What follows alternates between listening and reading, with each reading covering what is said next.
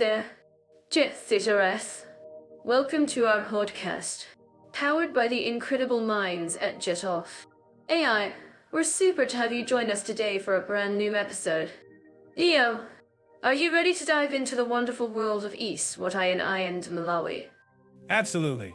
Mira, I'm like a kid in a candy store, ready to explore the fascinating differences between these two amazing countries. But before we begin, let me just say that I've been practicing my SVAZI dance moves for this podcast, and I'm not sure if I'm more terrified. I'm sure your dance moves will be a hit, Leo. But seriously, we've had a pretty eventful week since our last podcast. I, for one, had a hilarious experience at the airport. I was trying to get to the gate on time, but my boarding pass had a typo, and I ended up getting sent to the wrong gate. Twice! Oh no. Mira, that sounds like a real adventure. I, on the other hand, had a more, let's say, interesting experience. I was trying to order a coffee at a cafe, and I accidentally asked for a latte instead of a cafe au lait. The barista looked at me like I was crazy, and I just laughed and said, well, I guess I'm a latte learner. Leo, you're a genius. I'm so glad we're starting the day with some. But enough about our silly stories. Let's get down to business. Today, we're going to be comparing Eswatini and Malawi in a detailed, country-by-country breakdown. We'll be discussing everything from culture and history to economy and tourism. So get ready to learn something new. That's right. Mira, with today's podcast, we'll be answering all the questions that are on your mind if you're considering visiting, living, or marrying someone from one of these countries. We'll be covering everything from the best places to eat and drink to the most popular festivals and events. And don't worry, we'll be making it fun and engaging, so you'll stay entertained throughout the podcast. That's right, Leo. And as always, we're to bring you this comprehensive guide to help you make informed decisions about your next adventure, whether you're a seasoned traveler or just starting to plan your first trip. We've got you covered. So, let's get started and dive into the wonderful world of Eswatini and Malawi. Sounds like a plan. Mira, and don't forget to subscribe to our channel and hit the notification bell, so you don't miss out on any future episodes. We'll be back after this short break, so stay tuned. So, let's talk about general safety and crime rates in Eswatini and Malawi. I'm sure our listeners living in these countries would agree with me that feeling safe is a top priority. What are your thoughts on this topic, Leo? I think it's essential to acknowledge that both countries have their unique challenges when it comes to crime. In Eswatini, for instance, petty theft and property crime are more common, while in Malawi, there's a higher incidence of violent crime. But let's not get too caught up in the numbers. Let's explore the cultural factors that contribute to these issues. I love how you always manage to add a cultural twist to our discussions. Leo, in Eswatini, I've heard that the royal family's influence on crime rates is a topic of interest. Can you tell us more about that? Well, the monarchy in Eswatini has a significant impact on the country's social dynamics. The king's role in maintaining law and order is a complex one, and it's interesting to see how this affects crime rates. But let's move on to Malawi, where corruption and poverty are major contributors to crime. Have you heard about the Cashgate scandal, Mira? Oh, yes. I've read about it. It's shocking to see how widespread corruption can be in a country. But I'm curious, Leo, how do you think Malawi's efforts to combat corruption are going? That's a great question. Mira, while there have been some positive developments, it's clear that more work needs to be done. The government has implemented measures to increase transparency and accountability, but it's a slow process.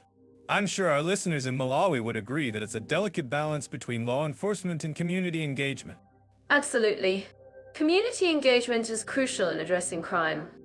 In Eswatini, for instance, the government has implemented programs to empower communities to take ownership of safety initiatives. What do you think about these programs, Leo? I think it's a step in the right direction, but we need to be cautious not to rely too heavily on government initiatives. Community-led initiatives can be more effective in the long run, as they're more tailored to the specific needs of each area. And speaking of community-led initiatives, I've heard that Malawi has a thriving community policing program. Have you looked into that, Mira? Yes. I've read about it. It's impressive to see how community members are working together to address crime. But I'm curious, how do you think this program can be scaled up to cover more areas? Well, that's a great question. Mira, scaling up community-led initiatives requires a combination of resources, training, and support. It's not an easy task, but I believe it's essential to empower communities to take ownership of their safety. And speaking of resources, I've heard that Eswatini has invested heavily in its police force. What do you think about the effectiveness of their efforts, Mira? That's a good point. While the police force in Eswatini has made some progress, there's still room for improvement. I'm sure our listeners in Eswatini would agree that a more proactive approach to policing is needed. But let's not forget about the role of technology in crime prevention. In Malawi, for instance, there are initiatives to use data analytics to combat crime. Yes. Technology can be a game changer in crime prevention, but we need to be careful not to over-rely on technology. Community engagement and social programs are still essential in addressing crime. And speaking of social programs, I've heard that Eswatini has implemented programs to address the root causes of crime, such as poverty and unemployment. What do you think about these programs, Mira? I think they're a great start. Leo, addressing the root causes of crime is crucial in creating a safer environment. But I'm curious, Leo, how do you think Malawi can learn from Eswatini's efforts in this area? Well, that's a great question, Mira. I think Malawi can learn from Eswatini's approach to community-led initiatives in addressing the root causes of crime. But it's also essential to acknowledge that each country has its unique challenges. And we need to be cautious not to impose solutions that don't fit. And speaking of unique challenges, I've heard that Malawi has a high rate of homicide. What do you think about the efforts to address this issue, Mira? That's a tough topic. Addressing homicide rates requires a multifaceted approach that involves law enforcement, community engagement, and social programs. I'm sure our listeners in Malawi would agree that it's a complex issue that requires a comprehensive solution. Absolutely. Mira, it's a complex issue that requires a collaborative effort from all stakeholders. And speaking of collaboration, I've heard that Eswatini has made efforts to engage with international partners to address crime. What do you think about these efforts, Mira? I think it's a great move. International partnerships can provide valuable resources and expertise to address crime. But I'm curious, Leo, how do you think Malawi can leverage these partnerships to address its unique challenges? Well, that's a great question, Mira. I think Malawi can learn from Eswatini's approach to international partnerships and leverage these partnerships to address its unique challenges. But it's also essential to acknowledge that each country has its own strengths and weaknesses, and we need to be cautious not to over-rely on external solutions. And speaking of external solutions, I've heard that Eswatini has implemented programs to address the issue of child trafficking. What do you think about these programs, Mira? I think they're a great start. Leo, addressing child trafficking requires a comprehensive approach that involves law enforcement, community engagement, and social programs. I'm sure our listeners in Eswatini would agree that it's a critical issue that requires a collaborative effort. Absolutely, Mira. It's a critical issue that requires a collaborative effort from all stakeholders. And speaking of collaboration, I think we've covered a lot of ground in this discussion. What are your final thoughts on general safety and crime rates in Eswatini and Malawi, Mira? I think it's essential to acknowledge that both countries have their unique challenges when it comes to crime. But I'm also heartened to see the efforts being made to address these issues. I'm sure our listeners would agree that it's a complex issue that requires a comprehensive solution. Well, I think we've provided a comprehensive overview of the general safety and crime rates in Eswatini and Malawi. I'm sure our listeners will find this information helpful in understanding the complexities of crime in these countries. And speaking of helpful information, I'm curious. Mira, what? When it comes to political stability and social harmony, I and Malawi are often overlooked. But they have unique governance systems that deserve attention. Eswatini, formerly known as Swaziland, has a monarchy system, with King Masii at the helm.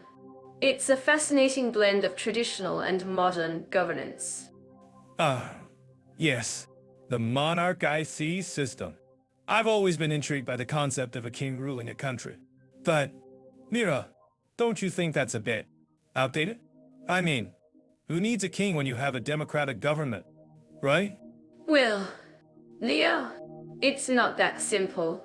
In Eswatini, the king's role is not just symbolic. He has significant powers and is involved in the decision-making process. Unlike some monarchies, I's king is still relatively young and forward. I see what you mean. But, Mira, what about Malawi? How does its governance system compare to Eswatini's?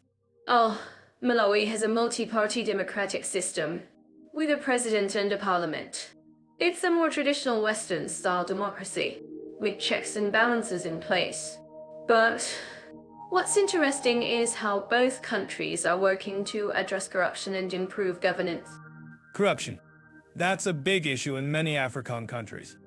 But, Mira, how do you think Eswatini's monarchy system affects its ability to tackle corruption?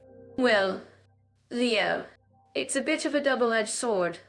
On the one hand, the king's influence can help to promote transparency and accountability.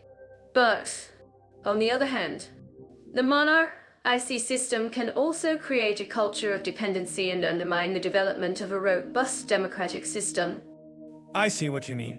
But, Mira, don't you think that Malawi's multi-party system is more prone to corruption? I mean, with multiple parties vying for power, it can get pretty messy. Leo, that's a fair point. But Malawi's system also has built-in checks and balances to prevent corruption. And let's not forget, both countries are working hard to improve governance and address corruption. Absolutely. Mira, and I think it's great that both countries are taking steps to address corruption. But I'm curious, how do you think expats can navigate these complex governance systems? That's a great question. Leo, I think expats need to be aware of the local politics and culture, and be willing to adapt to the unique challenges of each country. And, of course, staying informed and up to date on local news and developments is crucial. Absolutely, Mira. And I think it's also important to note that both countries have a strong sense of community and social harmony. Expats can learn a lot from the locals in their approach to community building. Exactly. Leo. And I think that's one of the things that draws people to these countries, the warmth and hospitality of the people. For more insights like this, don't forget to check out Jetoff AI, where you can find in-depth analysis and expert opinions on governance and social harmony in Africa. Yes. Jetoff AI is a great resource for anyone interested in African affairs. And I think it's worth noting that both Eswatini and Malawi have a rich cultural heritage, with a strong emphasis on traditional music, dance, and art. Absolutely. Leo! And I think it's fascinating to see how these cultural traditions are being adapted and incorporated into modern life. From traditional music festivals to modern art exhibitions, there's always something new and exciting to explore. I see what you mean, Mira. And I think it's also worth noting that both countries have a strong sense of history and tradition. From the ancient kingdoms of Eswatini to the colonial history of Malawi, there's always something new to learn. Exactly. Leo. And I think that's one of the things that makes these countries so fascinating, the rich history and cultural heritage. If you're an expat living in Eswatini or Malawi, I'm sure you'll agree that there's always something new to discover. Absolutely. Mira, and I think it's worth noting that both countries have a strong sense of community and social harmony. Expats can learn a lot from the locals in their approach to community building. Exactly. Leo, and I think that's one of the things that draws people to these countries, the warmth and hospitality of the people. For more insights like this, don't forget to check out Jet Off, where you can find in-depth analysis and expert opinions on governance and social harmony in Africa. Dive into the world of economic conditions and cost of living in Eswatini and Malawi. I'm curious, Leo, what are some of the key factors that expats should consider when evaluating these two countries? Great question. Mira, for expats, Eswatini offers a relatively stable economy, with a strong focus on agriculture, particularly sugarcane and cotton. The country has a growing service sector, and its capital, Babine, is a hub for business and finance. That's interesting. I've heard that Eswatini has a unique economic model, with a strong emphasis on state-owned enterprises. How does this impact the cost of living for expats? Well, Mira, the state-owned enterprises can provide job opportunities and stability, but they can also lead to inefficiencies and corruption. In terms of cost of living, Eswatini is generally considered to be one of the more affordable countries in the region. However, prices can vary depending on the location and lifestyle. I'm curious. Leo, have you ever lived in Eswatini? What was your experience like in terms of cost of living? Yes. I have lived in Eswatini for a short period, and I can tell you that it's a great place to live. But the cost of living can be a bit higher than expected. However, the beautiful scenery and friendly people make it well worth it. That's great to hear. Leo, now, let's move on to Malawi. What are some of the key economic factors that expats should consider when evaluating this country? Malawi has a growing economy, with a strong focus on agriculture, particularly tobacco and tea. The country has a rich natural resources, including coal, iron ore, and uranium. Malawi is also a popular tourist destination, with a growing service sector. That's great to know. Leo, I've heard that Malawi has a relatively low cost of living, making it an attractive option for expats. Can you tell us more about that? Yes. Malawi is generally considered to be one of the most affordable countries in the region. The cost of living is relatively low, and the country offers a great quality of life. However, prices can vary depending on the location and lifestyle. I'm curious. Leo, what are some of the challenges that expats might face in Malawi in terms of cost of living? Well, Mira, one of the challenges is the limited job opportunities and the relatively low salaries. However, the country is working to develop its economy and create more job opportunities. I see. And what about Eswatini? Leo, what are some of the job opportunities available for expats? Eswatini has a growing economy, and expats can find job opportunities in the service sector, particularly in finance and business. However, the job market can be competitive, and salaries may not be as high as in other countries. I'm curious. Leo, how does the cost of living in Eswatini compare to Malawi? Well, Mira, both countries have a relatively low cost of living, but Eswatini is generally considered to be more expensive. However, prices can vary depending on the location and lifestyle. I see. And what about healthcare in both countries? Leo, what are some of the key factors that expats should consider? Well, Mira, both countries have a public healthcare system, but it's not always reliable. Expats may need to pay for private healthcare, which can be expensive. However, both countries have a growing medical sector, and there are many private hospitals and clinics available. I'm curious. Leo, what are some of the key differences between Eswatini and Malawi in terms of economic conditions and cost of living? Well, Mira, both countries have their strengths and weaknesses. Eswatini has a more stable economy, but a higher cost of living. Malawi has a growing economy, but a relatively low cost of living. Ultimately, the choice between the two countries will depend on individual preferences and priorities. I see. And what about our listeners? Leah, what do you think they should consider when evaluating these two countries? Well, Mira, it's kind of like a thin words. I think our listeners should consider their individual priorities and preferences. If they value stability and a strong economy, Eswatini may be the better choice. If they prefer a more affordable cost of living and a growing economy, Malawi may be the better choice. I'm curious. Leo, have you ever lived in Malawi? What was your experience like in terms of cost of living? Yes. I have lived in Malawi for a short period, and I can tell you that it's a great place to live. But the cost of living can be a bit higher than expected. However, the beautiful scenery and friendly people make it well worth it. That's great to hear. Leo, and what about our listeners? Leo, do you have any advice for them when it comes to evaluating these two countries? Well, Mira, I think our listeners should do their research and consider their individual priorities and preferences. They should also consider visiting both countries before making a decision. I see. And what about the job market in both countries? Leo, what are some of the key factors that expats should consider? Well, Mira, both countries have a growing economy, and expats can find job opportunities in the service sector, particularly in finance and business. However, the job market can be competitive, and salaries may not be as high as in other countries. I'm curious. Leo, how does the cost of living in Malawi compare to Eswatini? Well, Mira, both countries have a relatively low cost of living, but Malawi is generally considered to be more affordable. However, prices can vary depending on the location and lifestyle. I see. And what about our listeners?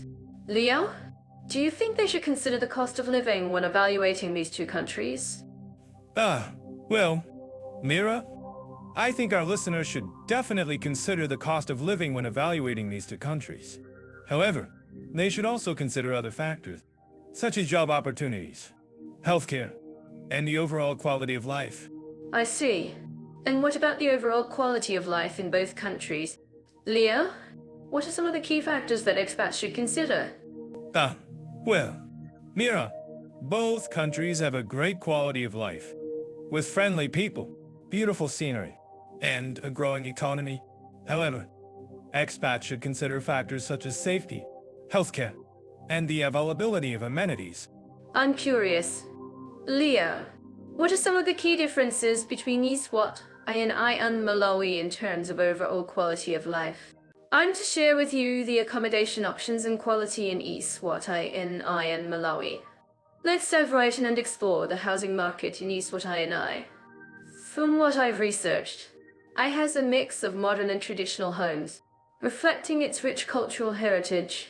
Have you had a chance to explore Eswatini's housing market? Leah? Yes. I've had the pleasure of staying in a traditional Swazi homestead, which was an incredible experience. The hosts were so warm and welcoming, and the food was delicious. But I have to say, the bathrooms were a bit of an adventure.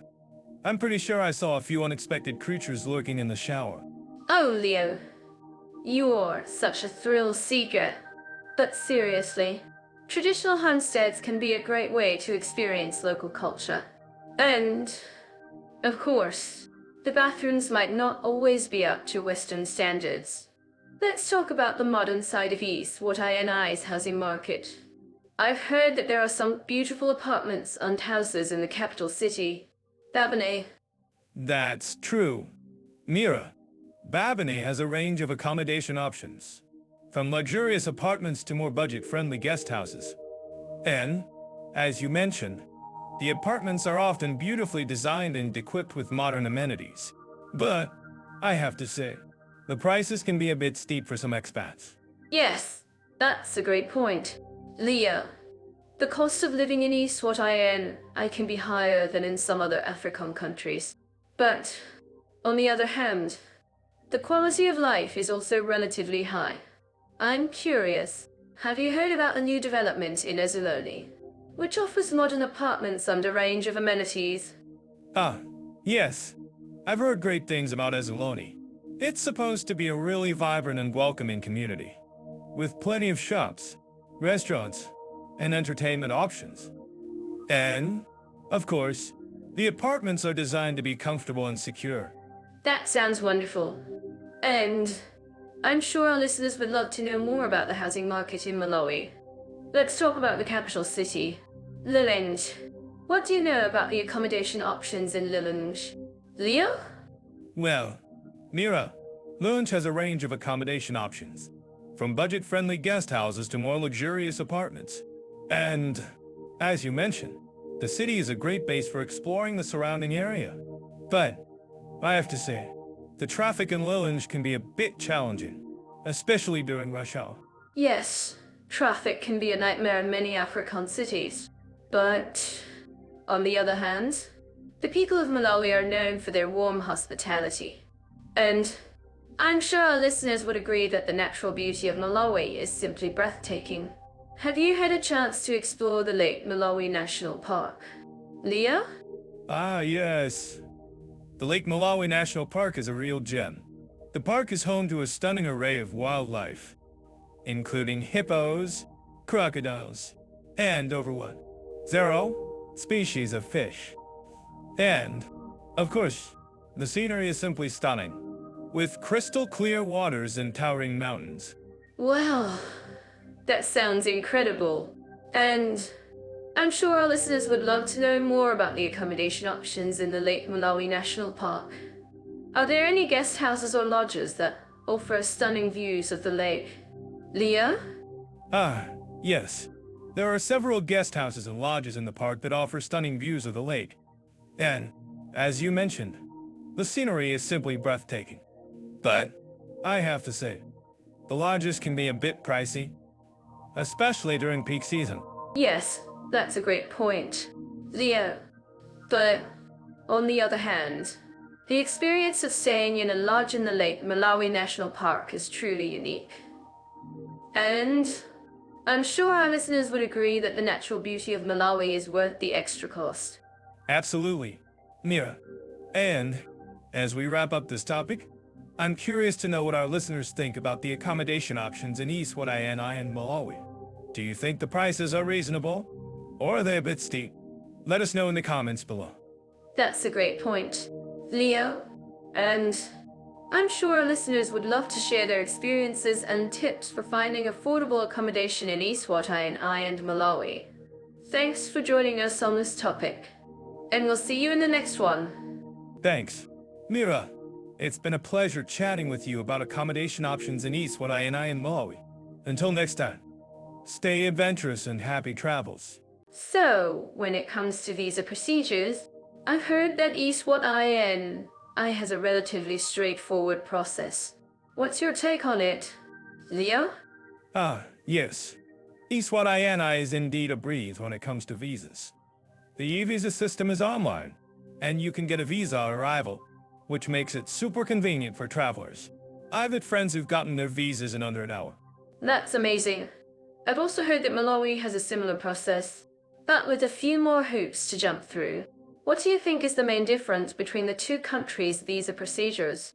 I think Malawi's process is a bit more bureaucratic, but it's still manageable. The main difference is that Malawi requires a physical visa application, whereas Eswatini's online system makes it much easier. I see. So, if I were planning a trip to Malawi, I need to submit my application in person?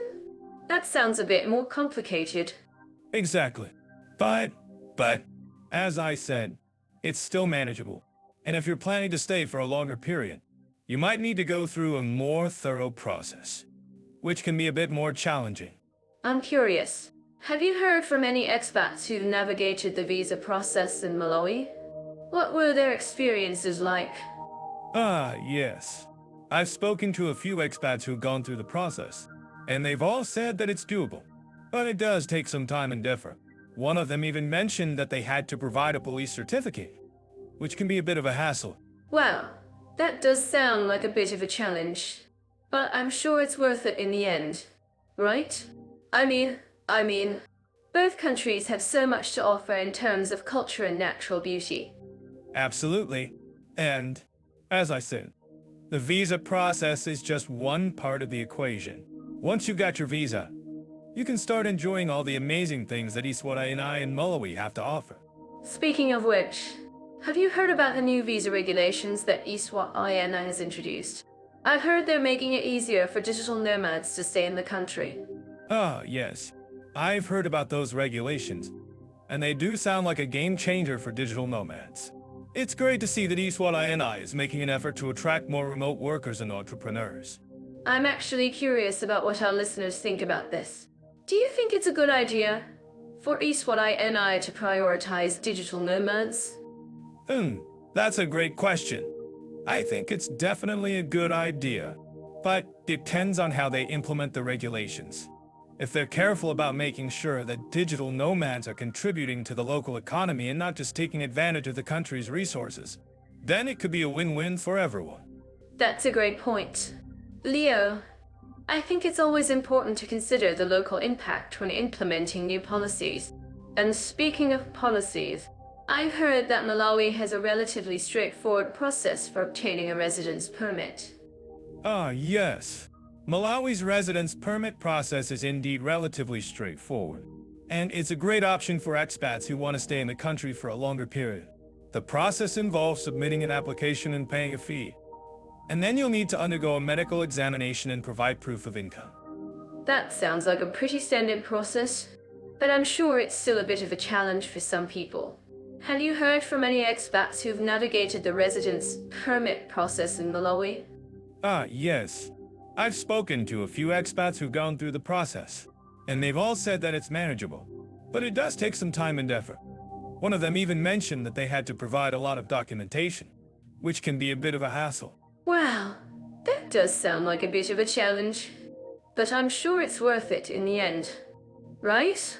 I mean, those countries have so much to offer in terms of culture and natural beauty. Absolutely. And, as I said, the visa and residence permit processes are just one part of the equation. Once you've got your visa and residence permit, you can start enjoying all the amazing things that Eswatini and Malawi have to offer. I think that's a great point. Leo, and speaking of enjoying the local culture, have you heard about the new tourism initiatives that Eswatini has introduced? I've heard they're making it easier for tourists to explore the country. Ah, yes. I've heard about those initiatives, and they do sound like a great idea. Eswatini is definitely a hidden gem when it comes to tourism, and I think these initiatives will help to attract more visitors to the country. I'm actually curious about what our listeners think about this. Do you think these tourism initiatives will make a big impact on Eswatini's economy? That's a great question. I think it's definitely possible that these initiatives will have a positive impact on Eswatini's economy, but it depends on how they're implemented and marketed. That's a great point. Leo, I think it's always important to consider the local impact when implementing new policies. And speaking of policies, I've heard that Malawi has a relatively straightforward process for obtaining a work permit. Ah, yes. Malawi's work permit process is indeed relatively straightforward, and it's a great option for expats who want to work in the country. The process involves submitting an application and paying a fee, and then you'll need to undergo a medical examination and provide proof of income. That sounds like a pretty standard process, but I'm sure it's still a bit of a challenge for some people. Have you heard from any expats who've navigated the work permit process in Malawi? Ah, yes. I've spoken to a few expats who've gone through the process, and they've all said that it's manageable. But it does take some time and effort.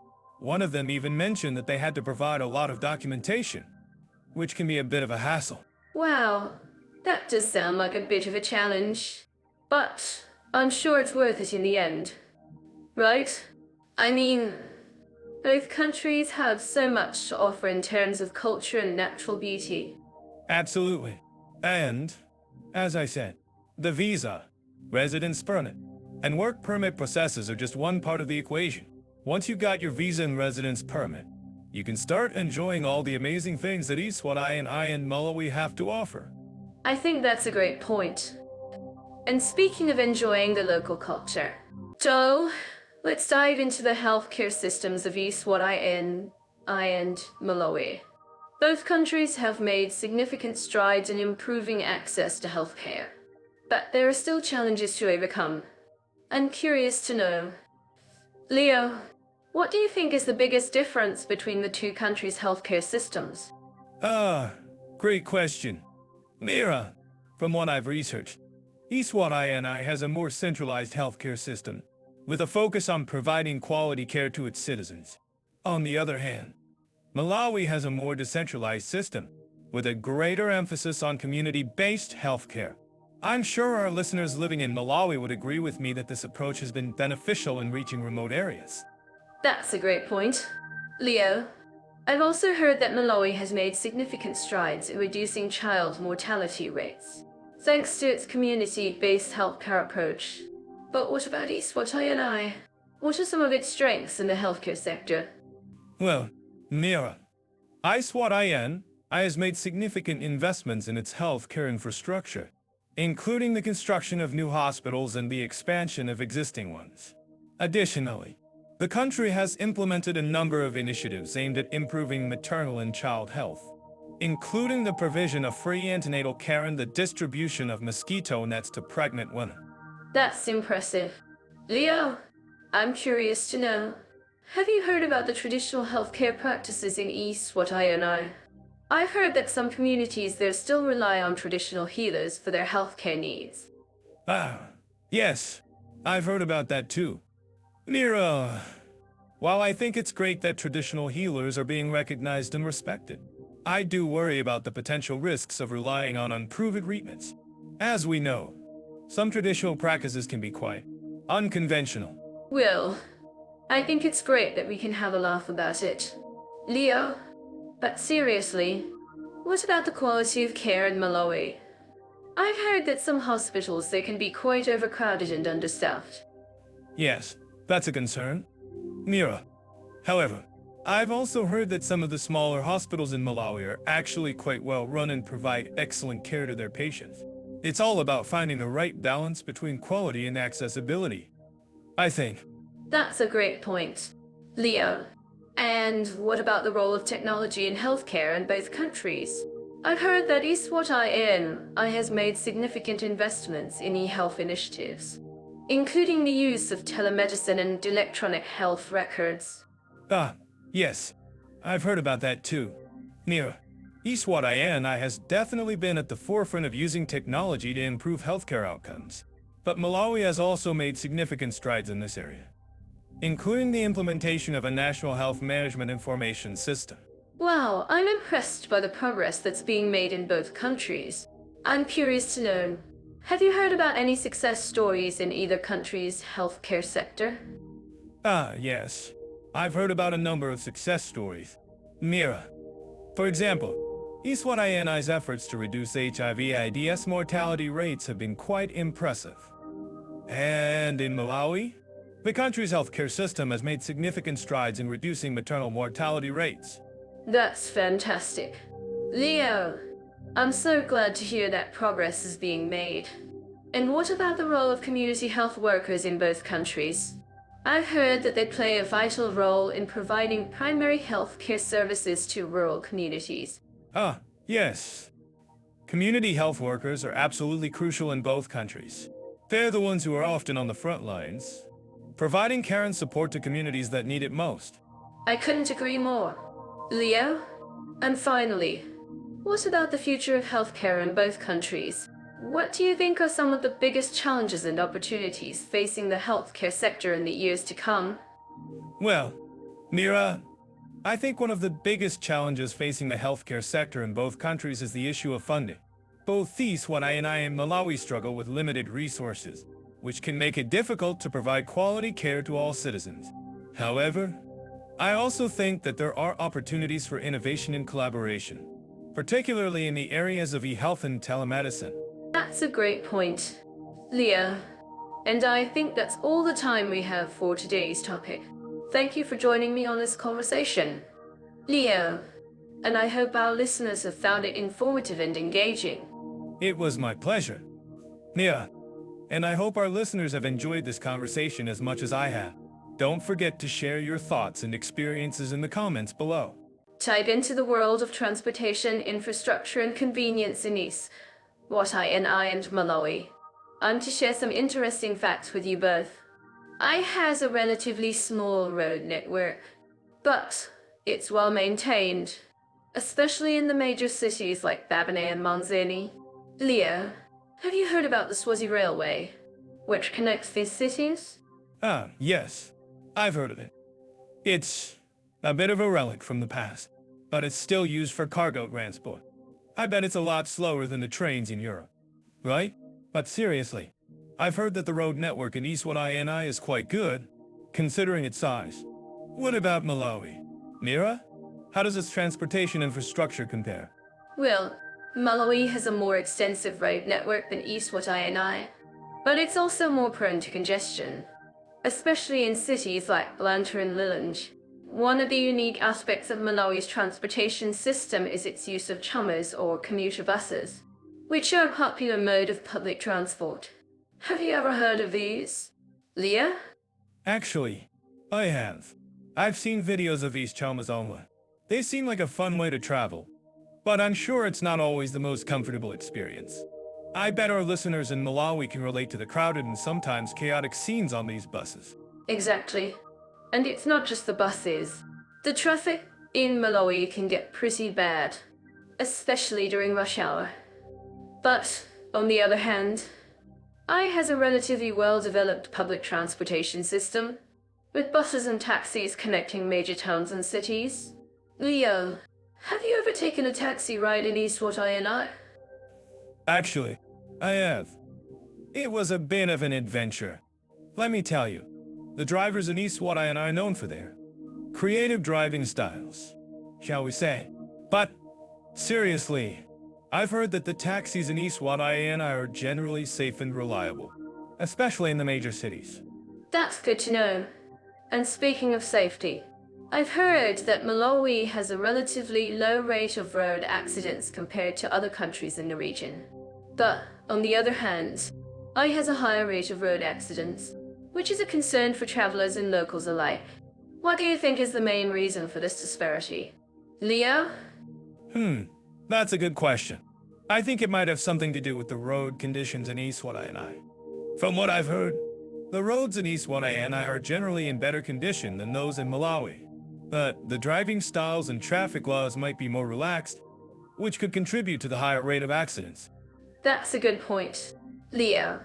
And it's not just the roads. The traffic laws and enforcement in Eswatini and Malawi are also different. In Eswatini, for example, there are strict laws against drunk driving, which has helped reduce the number of accidents on the roads. But, in Malawi, the laws are a bit more relaxed, which can make it more challenging for authorities to enforce. Ah, I see what you mean. It's all about finding that balance between convenience and safety, isn't it? I bet our listeners in both countries can relate to the challenges of navigating the roads and public transportation systems. If you got a better transit hack or a tip for navigating the roads in either country, drop a comment below. Absolutely.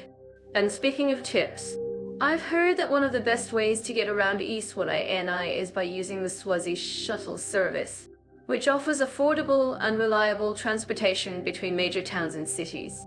Have you ever used this service, Leah? No, I haven't, but I've heard great things about it. I think it's a great option for travelers who want to get around the country without breaking the bank.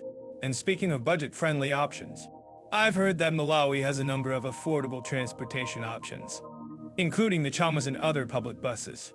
What do you think is the best way to get around Malawi? Nira?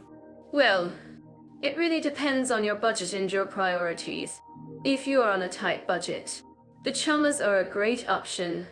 But if you're looking for a more comfortable and reliable ride, you might want to consider using a taxi or renting a car. And speaking of renting a car, I've heard that Eswatini has a number of car rental companies that offer affordable and reliable vehicles for rent. Ah, that's great to know. And I think it's worth noting that both Eswatini and Malawi have a number of scenic routes and attractions that are accessible by car or public transportation. From the beautiful scenery of the Swaziland highveld to the stunning lakes and national parks of Malawi.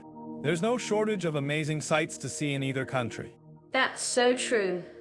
Leo, and I think it's worth noting that both countries have a strong focus on tourism, which has helped develop their transportation infrastructure and make it more convenient for travelers. Whether you're looking for a relaxing beach vacation or an adventure-filled trip, both Eswatini and Malawi have something to offer.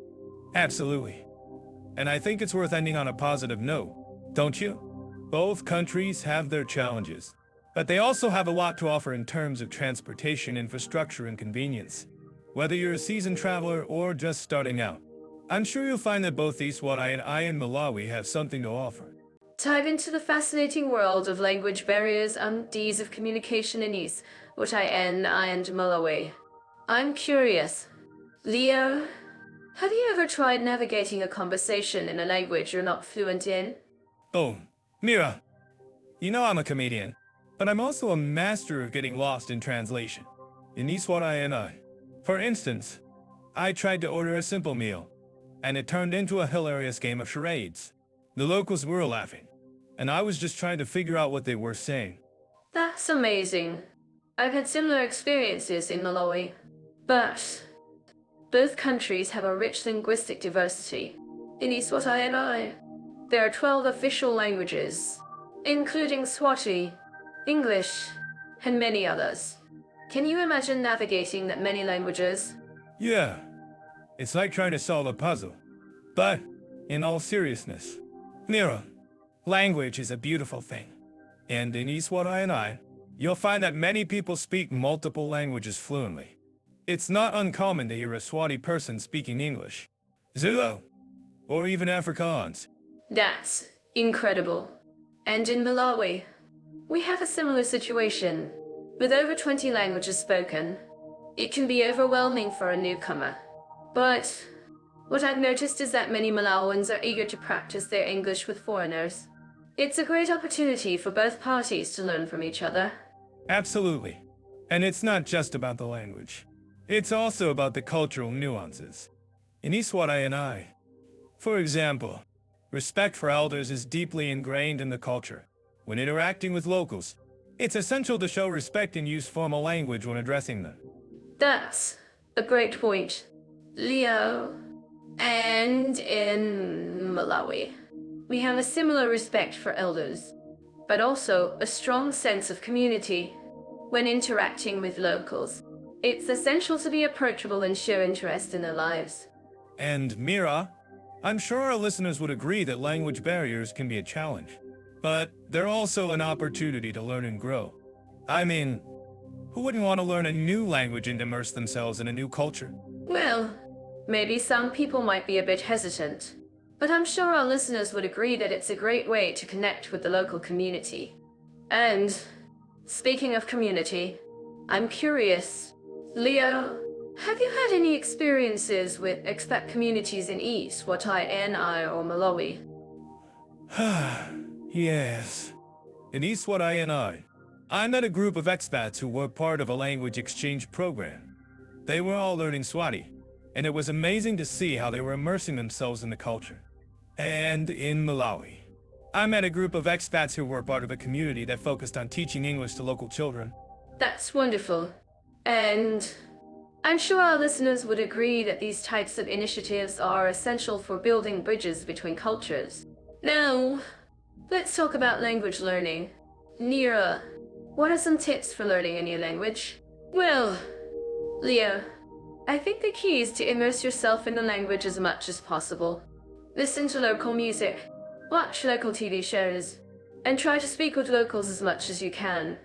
And, of course, practice, practice, practice. That's great advice, Mira.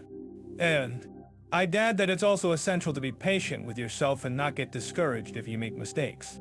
Language learning is a journey, and it's okay to take your time. Absolutely. And I'm sure our listeners would agree that it's essential to be respectful of the local culture and language. No, let's talk about some language-specific challenges in Eswatini and Malawi. Leo, what are some common language mistakes that foreigners make in Eswatini? Well, Mira, I think one common mistake is using the wrong verb conjugation. For example, in Swati, the verb conjugation changes depending on the subject, so it's essential to get that right.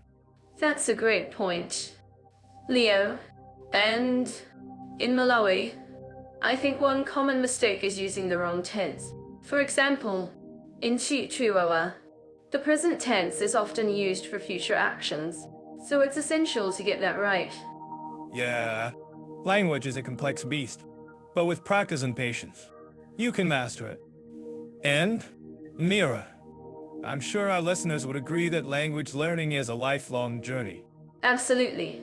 And I'm sure our listeners would agree that language barriers are not insurmountable. With the right attitude and approach, anyone can learn a new language and connect with the local community. Well, Mira, I think that's all the time we have for today's topic.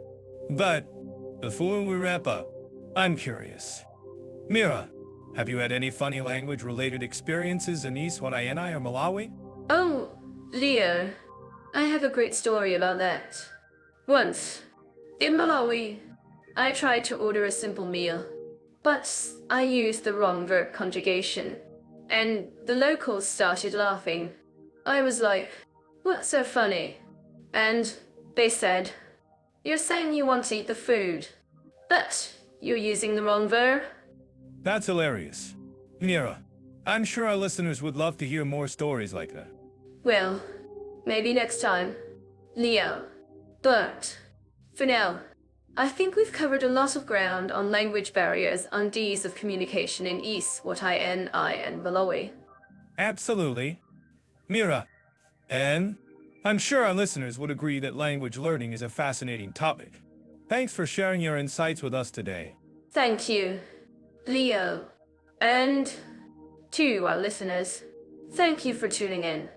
If you have any comments or questions, please let us know in the comments section below.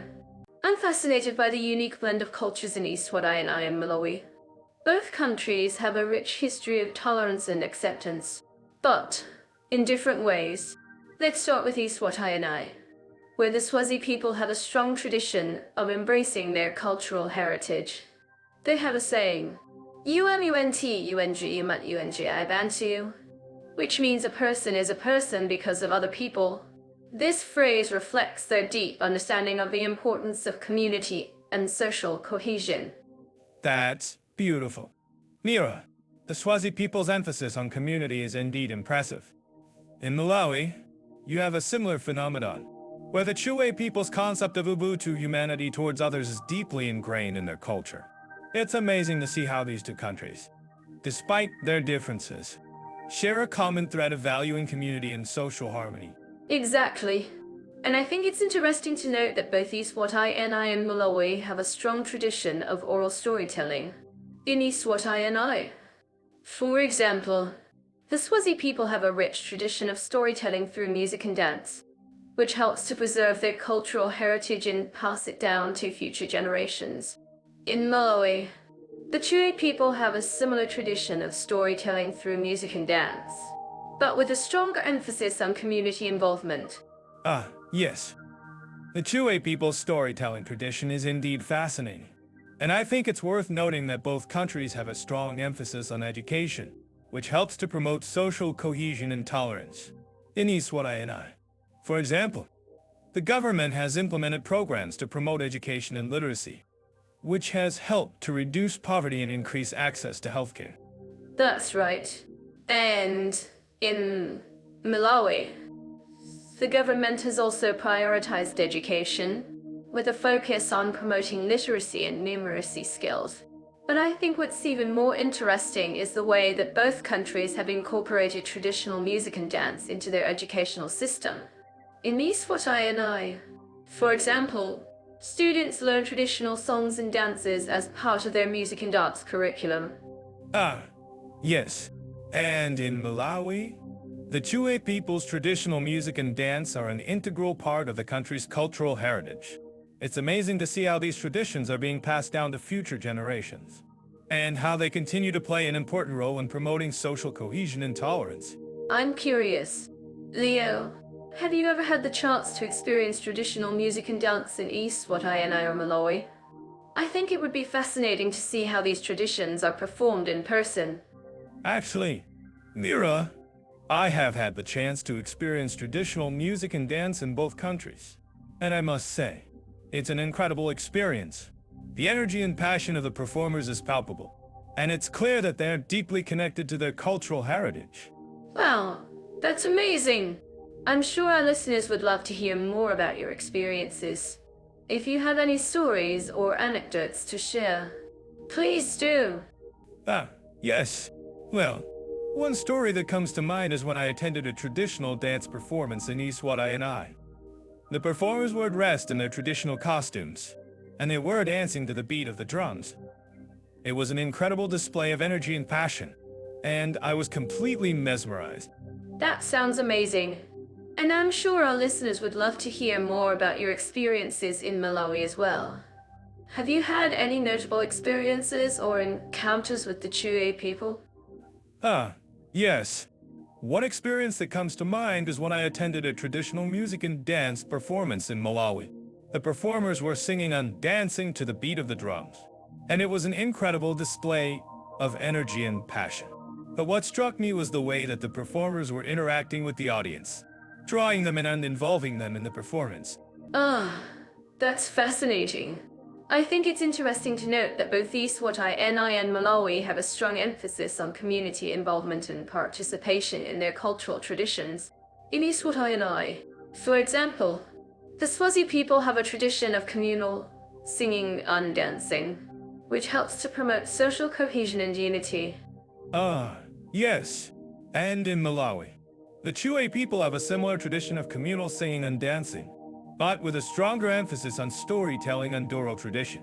It's amazing to see how these traditions are being passed down to future generations, and how they continue to play an important role in promoting social cohesion and tolerance. I'm curious. Leo, have you ever had the chance to learn traditional music and dance in either Eswatini or Malawi? I think it would be fascinating to see how these traditions are taught and passed down to future generations. Yes. Actually, Mira, I have had the chance to learn traditional music and dance in both countries.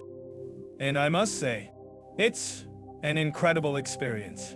The teachers are passionate and knowledgeable, and they are dedicated to preserving the cultural heritage of their people. Wow, that's amazing. I'm sure our listeners would love to hear more about your experiences. If you have any stories or anecdotes to share, please do. Yes. Well, one story that comes to mind is when I attended a traditional music and dance class in Eswatini.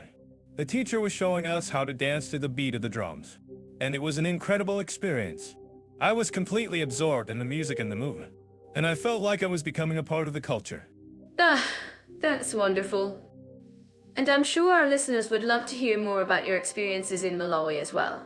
Have you had any notable experiences or encounters with the Chue people? Yes. One experience that comes to mind is when I attended a traditional music and dance performance in Malawi.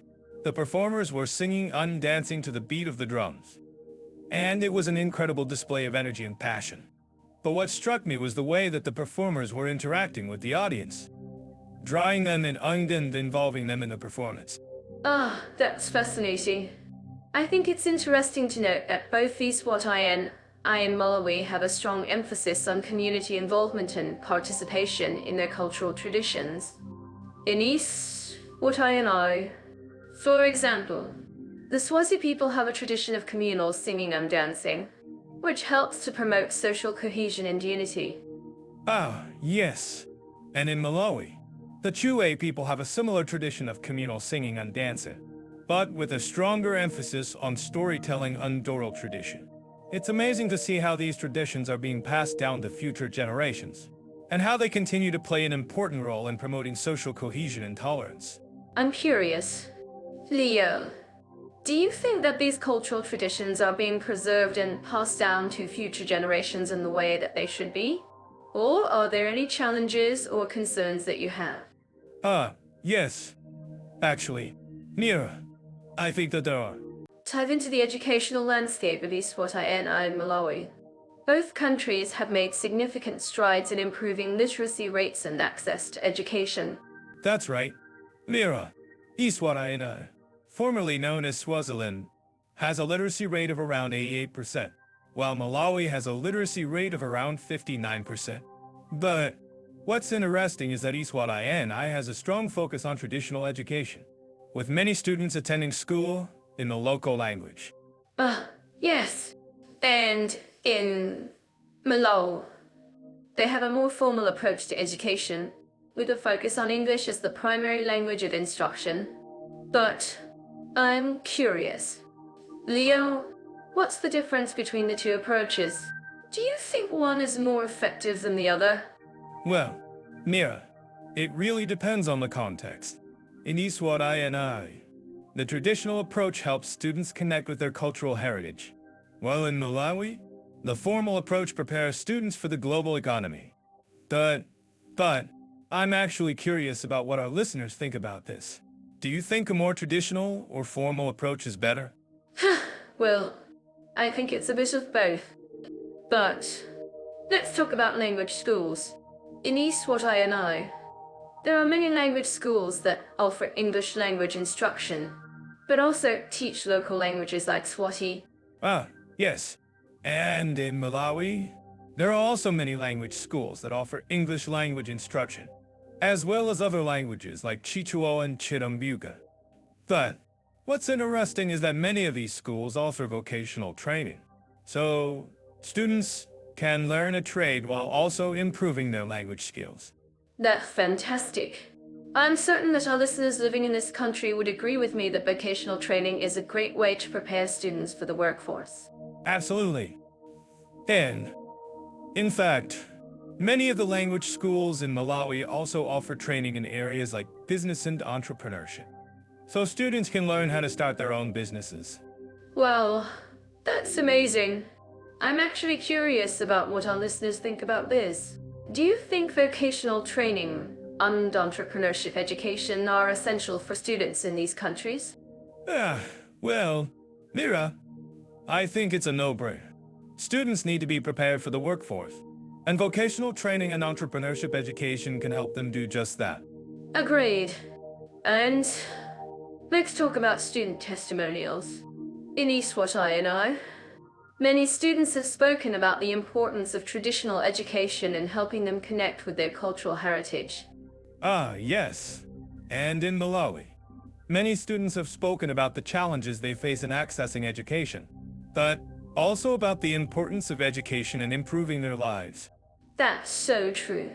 Leo, education is a fundamental right, and both countries have made significant strides in improving access to education. Absolutely. And I'm actually curious about what our listeners think about this. Do you think education is a fundamental right? And what can be done to improve access to education in these countries? Well, I think it's a complex issue, Leo, but ultimately, education is a key driver of economic development and social mobility. Agree. And, in fact, many of the language schools in both countries are also working to improve access to education for disadvantaged communities. Well, that's fantastic. I'm actually curious about what our listeners think about this.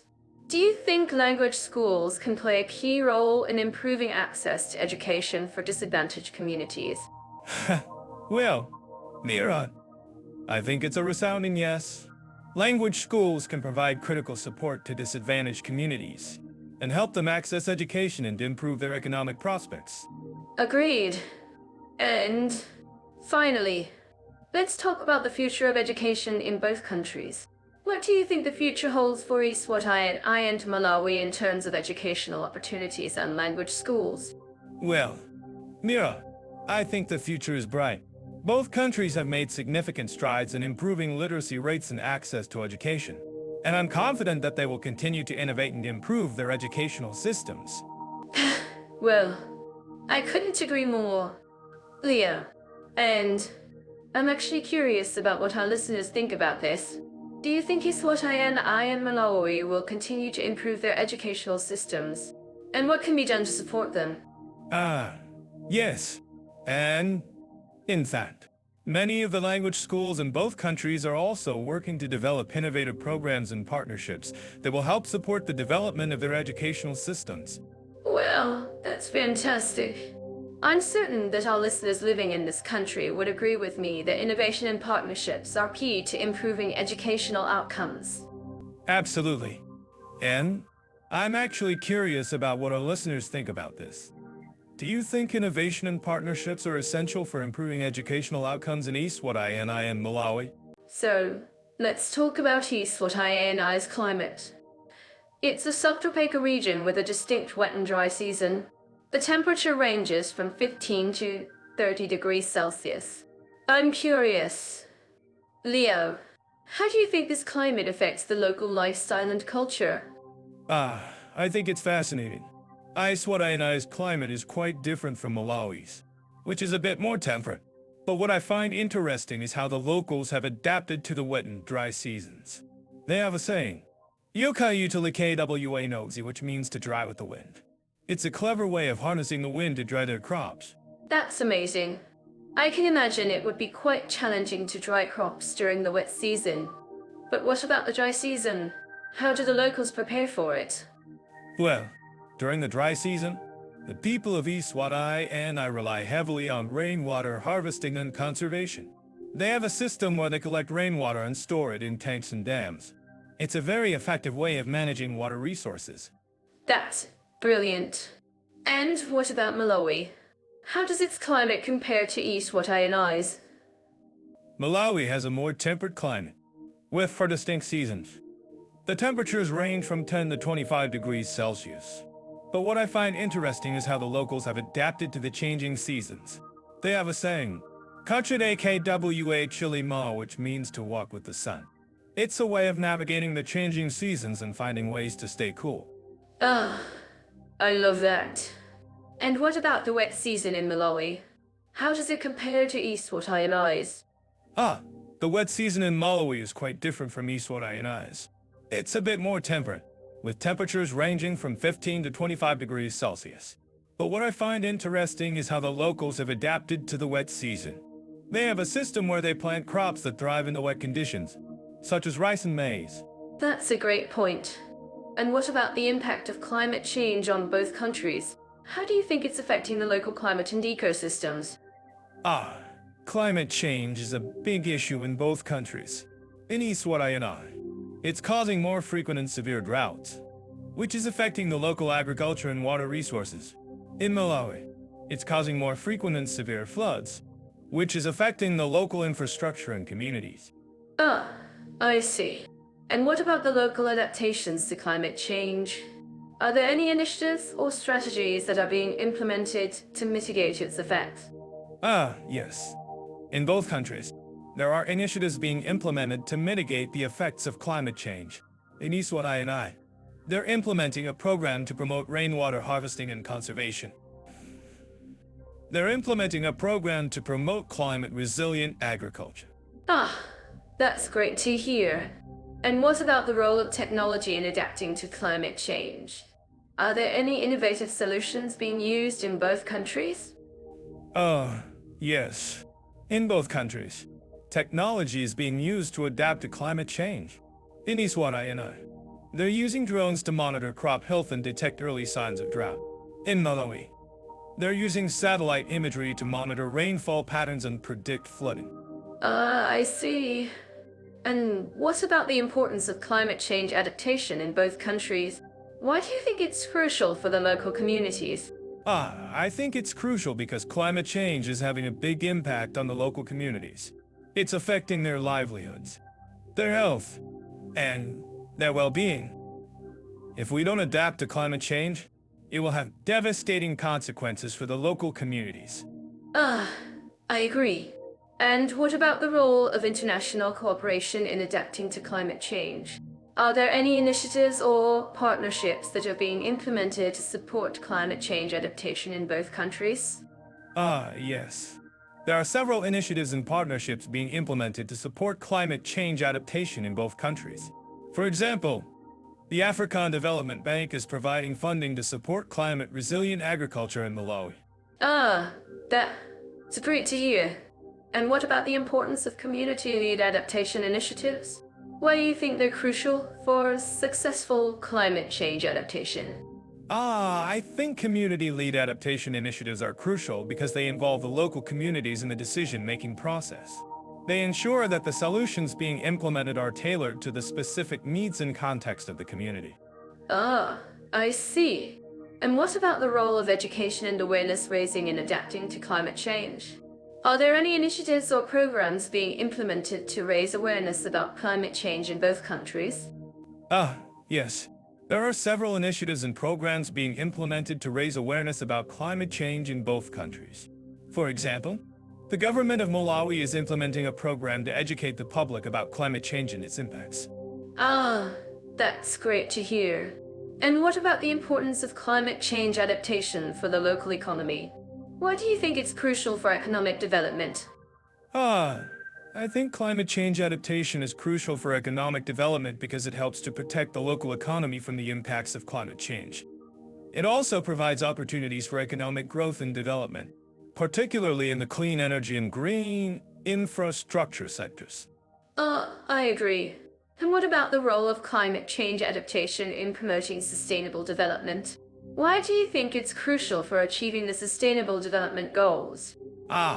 I think climate change adaptation is crucial for achieving the Sustainable Development Goals because it helps to address the impacts of climate change on human development, particularly in areas such as health, education, and livelihoods.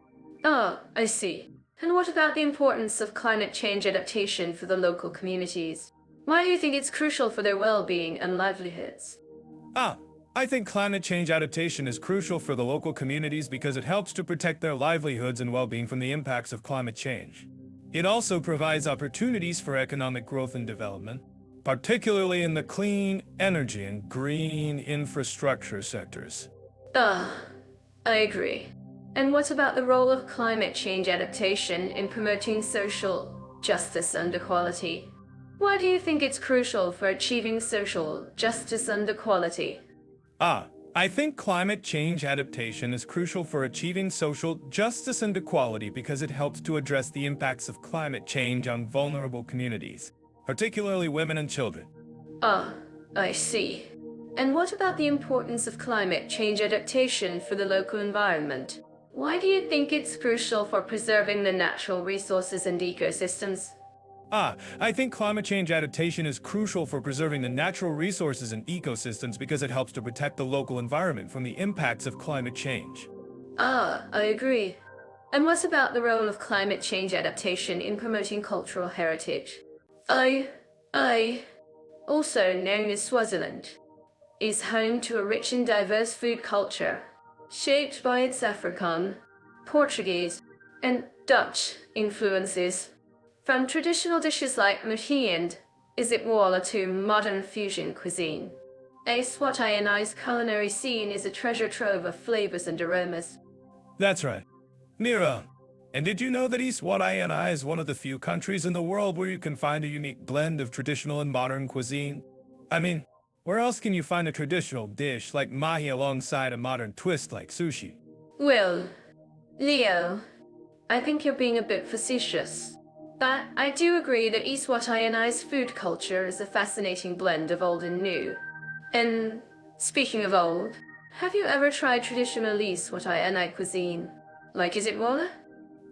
Yes, I have. And let me tell you, it's a real treat. But I have to say, I'm more of a mahi man myself. There's something about the way the flavors come together in that dish that just gets me every time. Well, I think we can both agree that Eswatini's food culture is a true gem. And now, let's move on to Malawi, which is another country in the region with a rich food culture. Yes. Malawi, the land of the lake, as they call it. And what a great place to talk about food culture, because Malawi is known for its delicious fish dishes, like nsima and fried fish. Oh, yes. I love trying new fish dishes. And nsima is definitely one of my favorites. But what I find fascinating about Malawi's food culture is the way it's influenced by its African and British colonial past. That's a great point. Mira, and it's interesting to see how the different cultural influences have shaped the cuisine in Malawi. But I have to say, I'm a bit jealous of the Malawians and their love of fish. I mean, where can you get fresh fish right on the shores of Lake Malawi? Well, Leo, I think you're being a bit dramatic. But I do agree that Malawi's access to fresh fish is a real advantage. And speaking of fish, have you ever tried motuk in Malawi? Ah, yes, I have. And let me tell you, it's a real treat. But what I find fascinating about Malawi's food culture is the way it's adapted to the local climate and environment. That's a great point, Leo. And it's interesting to see how the Malawans have developed a cuisine that's not only delicious but also sustainable. Well, I think we can both agree that Malawi's food culture is a true treasure. And now, let's talk about some of the nutritional alternatives that are available in these two countries. Ah, yes.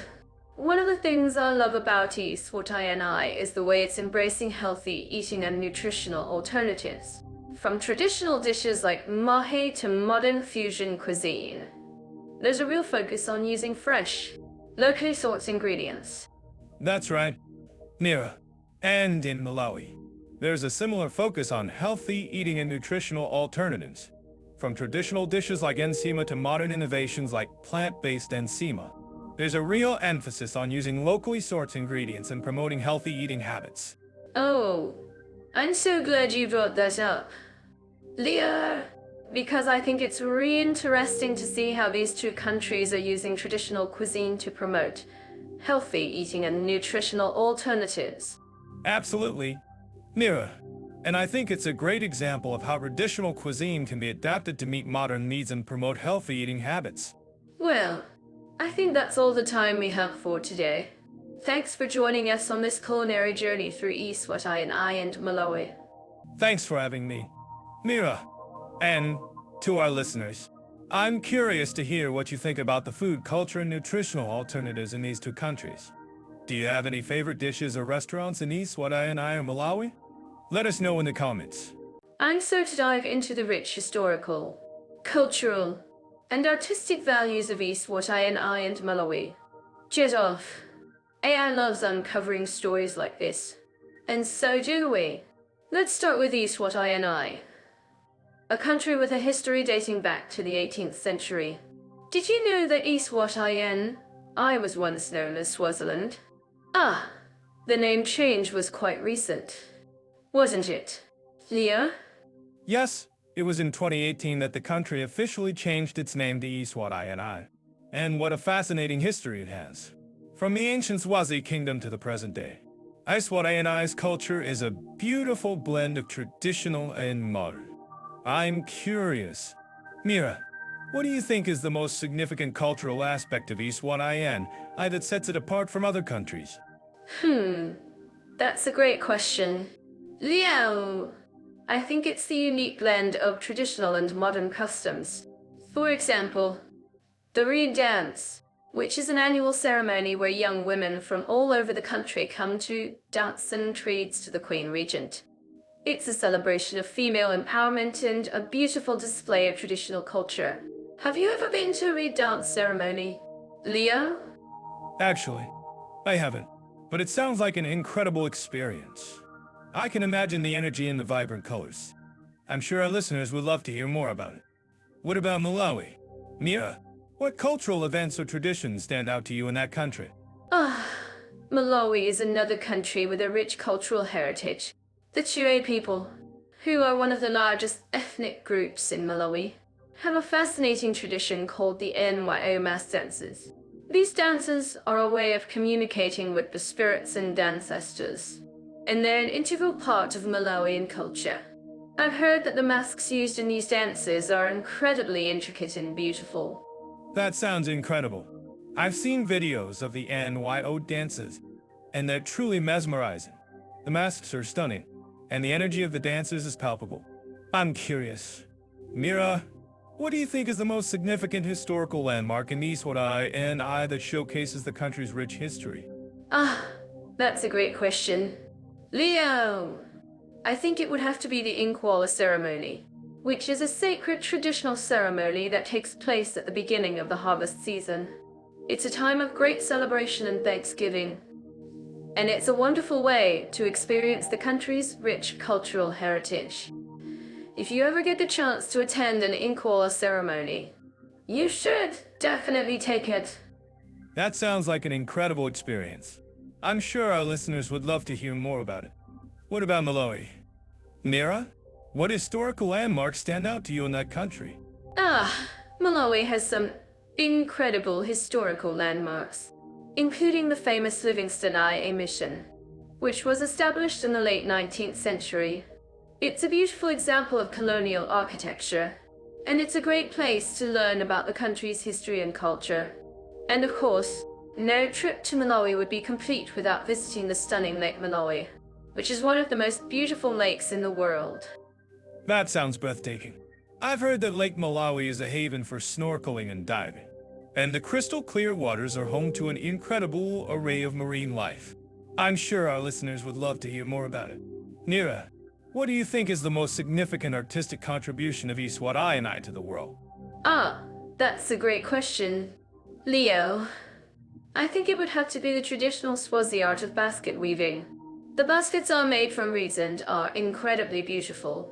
With intricate designs and patterns, they're a testament to the country's rich cultural heritage and are highly prized by collectors around the world.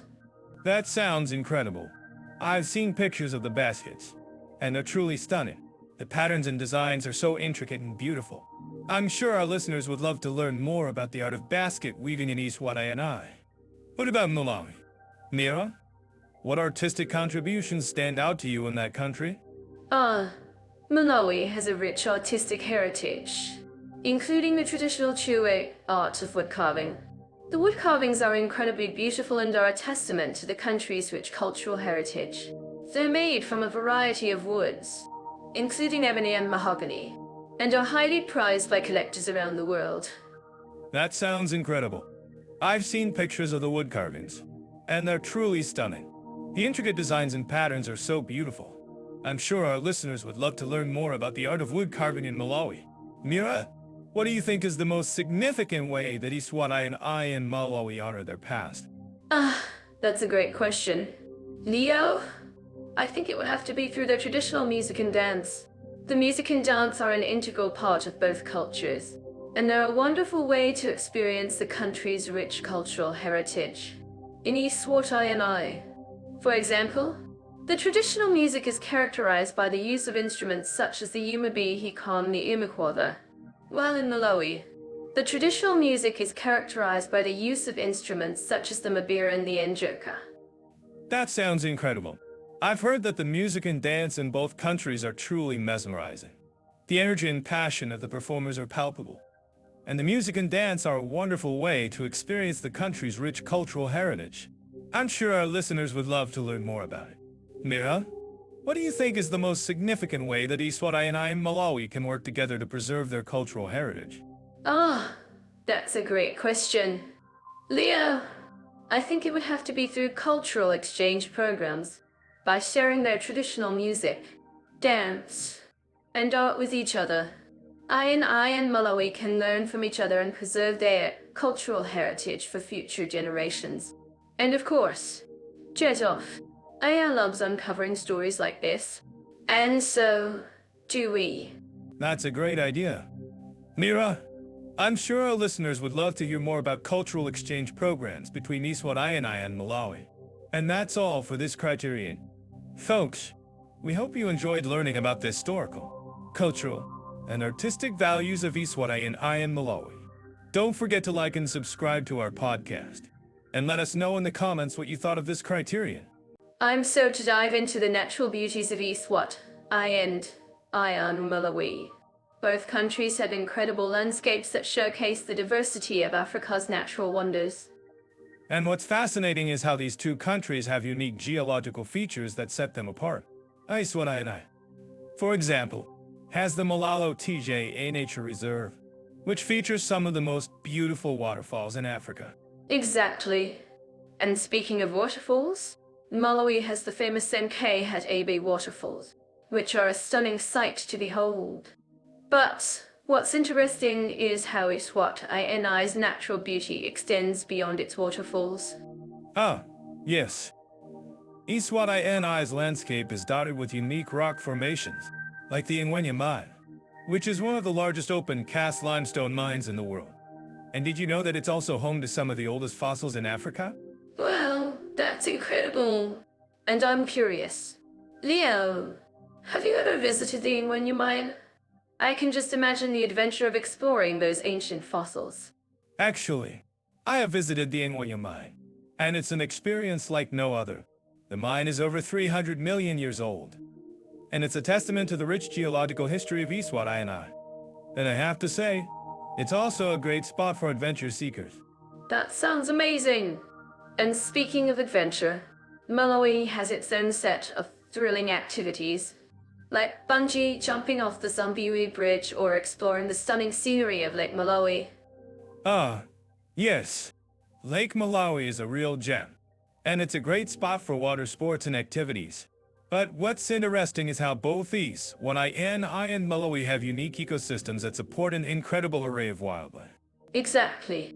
And I'm sure our listeners would agree that experiencing the natural beauty of these countries is not just about the landscapes, but also about the incredible wildlife that inhabits them. Absolutely. And it's not just about the big game, like elephants and lions, but also about the smaller creatures that make these ecosystems thrive, like the unique bird species found in Malawi's One National Park. Ah, yes. The Lee One National Park is a real treasure, and it's a great spot for birdwatching and spotting some of the most incredible wildlife in Africa. And I'm curious, Leah, have you ever had a close encounter with any of the wildlife in Eswatini or Malawi? Well, I did have a close encounter with a hippopotamus in Eswatini's Lane Royal National Park. Let's just say it was a memorable experience. Oh my, that sounds like an adventure. And speaking of adventures, I'm sure our listeners would love to hear more about the unique landscapes and ecosystems of Eswatini and Malawi. If you have any favorite experiences or tips for exploring these countries, please let us know in the comments. Absolutely. And I think it's worth noting that both Eswatini and Malawi have a rich cultural heritage that's deeply connected to their natural environment, like the traditional Swazi people's connection to the land and their ancestors. Exactly. And I think that's what makes these countries so special, the way that their natural beauty and cultural heritage come together to create a unique and unforgettable experience. And speaking of unforgettable experiences, I'm sure our listeners would love to hear more about the unique landscapes and ecosystems of Eswatini and Malawi. If you have any questions or comments, please let us know in the comments section. And I think it's worth mentioning that both Eswatini and Malawi have made significant efforts to conserve their natural resources and protect their unique ecosystems, like the Malawi government's efforts to protect Lake Malawi's water quality. Ah, yes. And I think that's a great point. It's not just about exploring the natural beauty of these countries, but also about respecting and preserving their unique ecosystems for future generations. Absolutely. And I think that's what makes this podcast so special, the way that we can share our passion for travel and exploration with our listeners and inspire them to experience the natural beauty of these incredible countries. Exactly. And speaking of inspiring experiences, I'm sure our listeners would love to hear more about the unique landscapes and ecosystems of Eswatini and Malawi. If you have any favorite experiences or tips for exploring these countries, please let us know in the comments. And don't forget to like and subscribe to our channel for more travel and adventure content. And I think it's worth noting that both Eswatini and Malawi have a unique sense of community and culture that's deeply connected to their natural environment, like the traditional Swazi people's connection to the land and their ancestors. Oh, yes. And I think that's what makes these countries so special, the way that their natural beauty and cultural heritage come together to create a unique and unforgettable experience. And speaking of unforgettable experiences, I'm sure our listeners would love to hear more about the unique landscapes and ecosystems of Eswatini and Malawi. If you have any questions or comments, please let us know in the comments section. And I think it's worth mentioning that both Eswatini and Malawi have made significant efforts to conserve their natural resources and protect their unique ecosystems, like the Malawi government's efforts to protect Lake Malawi's water quality. Ah, yes. And I think that's a great point. Leo, it's not just about exploring the natural beauty of these countries, but also about respecting and preserving their unique ecosystems for future generations. And speaking of preserving the environment, I'm curious, Leo, have you ever participated in any eco-tourism activities in Eswatini or Malawi? Ah, yes. I have participated in ecotourism activities in both countries, and it's been an incredible experience. Like the time I went on a safari in Eswatini's Lake Royal National Park and saw a pride of lions in their natural habitat. Wow, that sounds amazing. And I'm sure our listeners would love to hear more about your experiences with ecotourism in Eswatini and Malawi. If you have any favorite stories or tips for exploring these countries in an environmentally friendly way, please let us know in the comments. And I think it's worth noting that both Eswatini and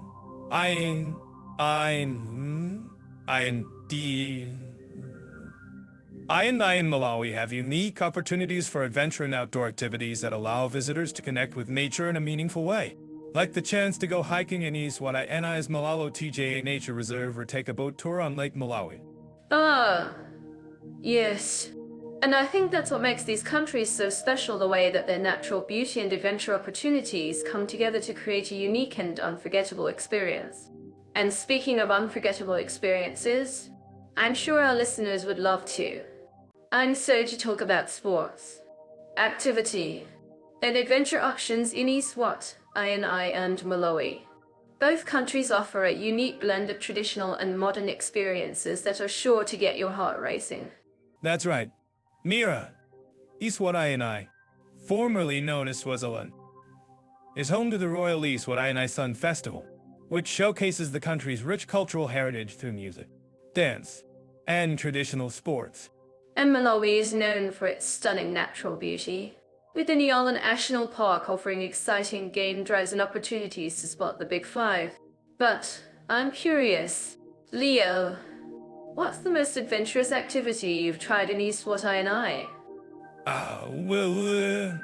Mira, I once tried sandboarded down a massive and dune in Eswatini's Lubombo Mountains.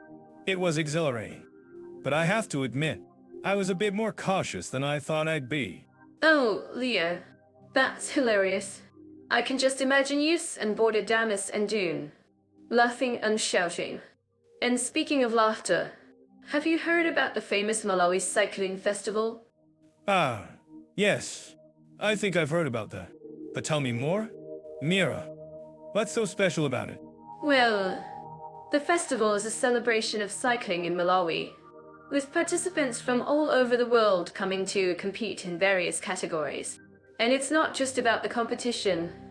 Leo, it's also about promoting cycling as a mode of transportation and a way to connect with nature. That's amazing, Mira. And I'm sure our listeners would love to know more about the cultural aspects of both countries. What about traditional sports in Eswatini? Mira? Yes. In Eswatini, traditional sports like stick fighting and traditional wrestling are still practiced today. And in Malawi, the popular game of Bow is a fun and strategic board game that's perfect for a rainy day. Stick fighting and traditional wrestling. Eh? I can just imagine the intensity of those sports. And speaking of intensity, what about the adventure activities in Malawi? Mira? Oh, Leo. Malawi has so much to offer. From whitewater rafting on the Shire River to bungee jumping off the Blantyre Bridge. There's no shortage of adventure activities to try. Wow, that's quite a list. Mira, and I'm sure our listeners would love to know more about the outdoor activities in Eswatini. What about hiking in the Zimba Mountains? Mira? Yes. The Zimba Mountains offer stunning views and challenging hiking trails that are perfect for experienced hikers. And in Malawi, the Nyala National Park offers guided hiking tours to spot wildlife and enjoy the beautiful scenery. That's great to know, Mira. And I think it's time for us to wrap up this topic. But before we do, I just want to ask, what do you think is the most unique aspect of sports, activity, and adventure options in both countries? That's a great question. Leo, I think what sets both countries apart is the way they combine traditional and modern experiences to create a unique adventure experience. Whether it's trying traditional stick fighting in Eswatini or going whitewater rafting in Malawi, there's something for every type of adventurer. Absolutely. Mira. And I think that's what makes both countries so appealing to visitors and locals alike. Thanks for sharing your insights with us today. Mira. Thanks, Leo. And to our listeners, we hope you've enjoyed this topic and learned something new about Eswatini and Malawi sports, activity, and adventure options. If you have any comments or suggestions, please let us know in the comments section below. And don't forget to subscribe to our channel for more exciting topics and conversations about travel and adventure. Thanks for listening, everyone. And remember, our listeners, to always try new things and be adventurous. You never know what amazing experiences you might discover. Dive into the nightlife of Eswatini and Malawi. I'm curious to know, Leo, have you ever been to a tradition, at least what I dance performance? Actually, Mira, I have. It was an incredible experience, and I was amazed by the energy and passion of the dancers. But I have to say, I was also a bit by the, let's call it enthusiasm of the crowd. Oh, I can imagine. I've heard that Eswatini's nightlife can get quite lively. But what about Malawi? I've heard that Lake Malawi is a popular spot for partygoers. Yes. Lake Malawi is indeed a hub for nightlife, especially during the summer months. The beach parties and reggae festivals are legendary. But what's interesting is that Malawi's nightlife scene is also quite laid back, unlike Eswatini's more energetic vibe. That's a great point, Leo. And I think it's worth mentioning that both countries have a rich cultural heritage, which is reflected in their music and dance. I'm sure our listeners living in these countries would agree with me that music is a huge part of their social lives. Absolutely. Music is a universal language, and both Eswatini and Malawi have a unique sound that's deeply rooted in their history and traditions. I'm curious to know, Mira, have you ever attended a traditional music performance in Eswatini? Actually, I have. It was a mesmerizing experience, and I was blown away by the talent of the musicians. And I have to say, the atmosphere was electric. It was like the whole audience was united in their love of music. That's great to hear, Mira. And I think it's worth noting that both countries have a strong tradition of storytelling through music and dance. It's a beautiful way to preserve their cultural heritage and share it with the world. Exactly. And I think it's also worth mentioning that both Eswatini and Malawi have a great art scene, with many talented artists and performers making a name for themselves. If you're interested in checking out some of the local talent, I'd recommend looking out for events and festivals in both countries. That's a great tip, Mira. And I think it's also worth noting that both countries have a unique blend of traditional and modern culture, which is reflected in the nightlife scenes. From traditional dance performances to modern clubs and bars, there's something for everyone in both Eswatini and Malawi. That's so true, Leo. And I think it's also worth mentioning that both countries have a strong sense of community, which is reflected in their nightlife scenes. Whether it's a traditional dance performance or a modern club night, the atmosphere is always lively and welcoming. Absolutely. And I think it's also worth noting that both countries have a growing expat community, which has helped to shape their nightlife scenes. From expat bars to international restaurants, there's a real mix of cultures and cuisines in both Eswatini and Malawi. Well, I think that's a great note to end on. Leo, I'm sure our listeners are now itching to experience the nightlife of Eswatini and Malawi for themselves. And if you have any tips or recommendations, please let us know in the comments. We'd love to hear from you. And don't forget to share your own nightlife experiences in the comments below. We'd love to hear about your favorite bars, clubs, and festivals in both Eswatini and Malawi. I'm sure our listeners are eager to know more about family-friendly environments in Eswatini. I mean, who doesn't love a country with a name that sounds like a fairy tale? Yes. Eswatini is indeed a hidden gem. And speaking of gems, Have you seen the stunning parks and reserves in the country? They're perfect for a family day out. Exactly. And what's more, I has a rich cultural heritage that kids can learn from. I'm sure our listeners would agree that exposing children to different cultures is essential for their development. Absolutely. And did you know that Eswatini has a unique program called a manho? It's a traditional ceremony where young girls are initiated into womanhood. And it's a beautiful way to teach kids about their heritage. Wow, that sounds incredible. And I'm sure our listeners would love to know more about it. I'm actually curious about what our listeners think about this.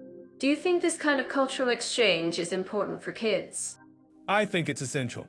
And Eswatini is not the only country that offers cultural experiences for kids. Malawi, our second country, has a rich cultural heritage as well.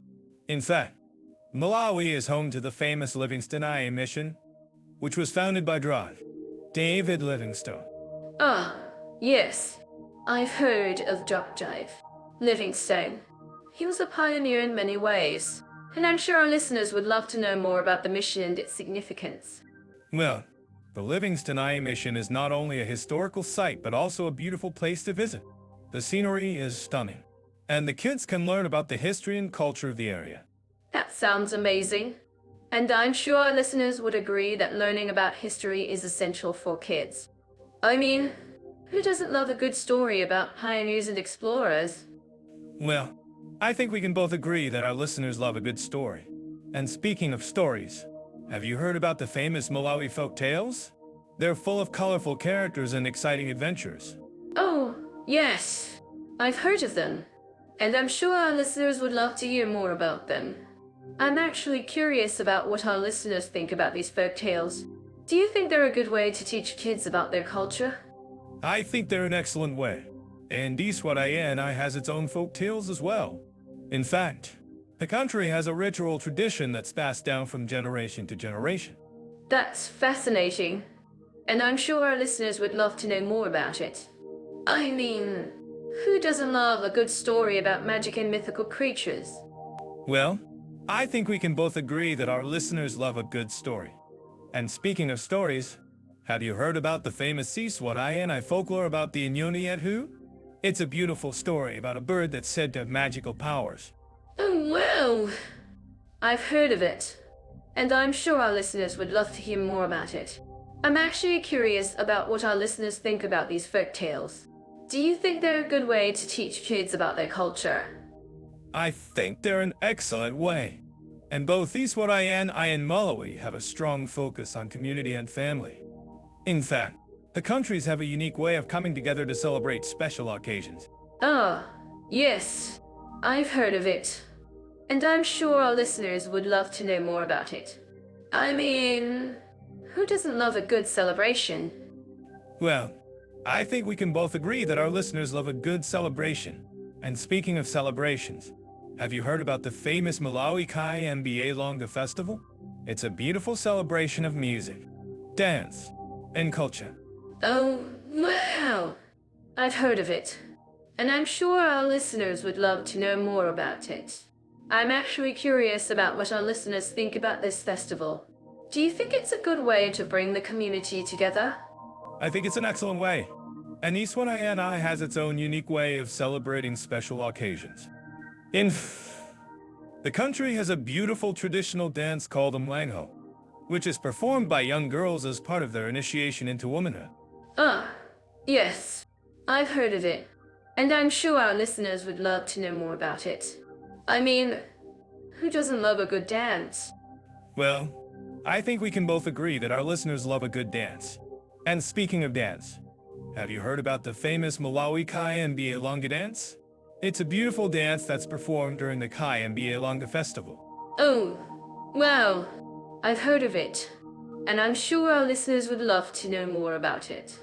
I'm actually curious about what our listeners think about this dance. Do you think it's a good way to teach kids about their culture? I think it's an excellent way. And both Eswatini and Malawi have a strong focus on family and community. In fact, the countries have a unique way of coming together to support each other during difficult times. Ah, yes. I've heard of it. and I'm sure our listeners would love to know more about it. I mean, who doesn't love a good community?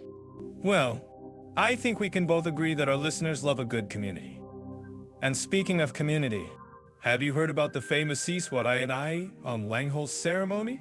It's a beautiful ceremony that brings the community together to celebrate the initiation of young girls into womanhood. Oh, wow. I've heard of it, and I'm sure our listeners would love to know more about it. I'm actually curious about what our listeners think about this ceremony. Do you think it's a good way to teach kids about their culture? I think it's an excellent way. And both Eswatini and Malawi have a strong focus on education and learning. In fact, the countries have a unique way of making learning fun and engaging for kids. Yes, I've heard of it. And I'm sure our listeners would love to know more about it. I mean, who doesn't love a good learning experience? Well, I think we can both agree that our listeners love a good learning experience.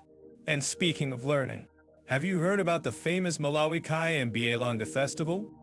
It's a beautiful festival that celebrates music, dance, and culture. And it's a great way to teach kids about their heritage. Oh, wow. I've heard of it. And I'm sure our listeners would love to know more about. Type into the LGBT-friendly atmosphere in Eswatini. Shall we?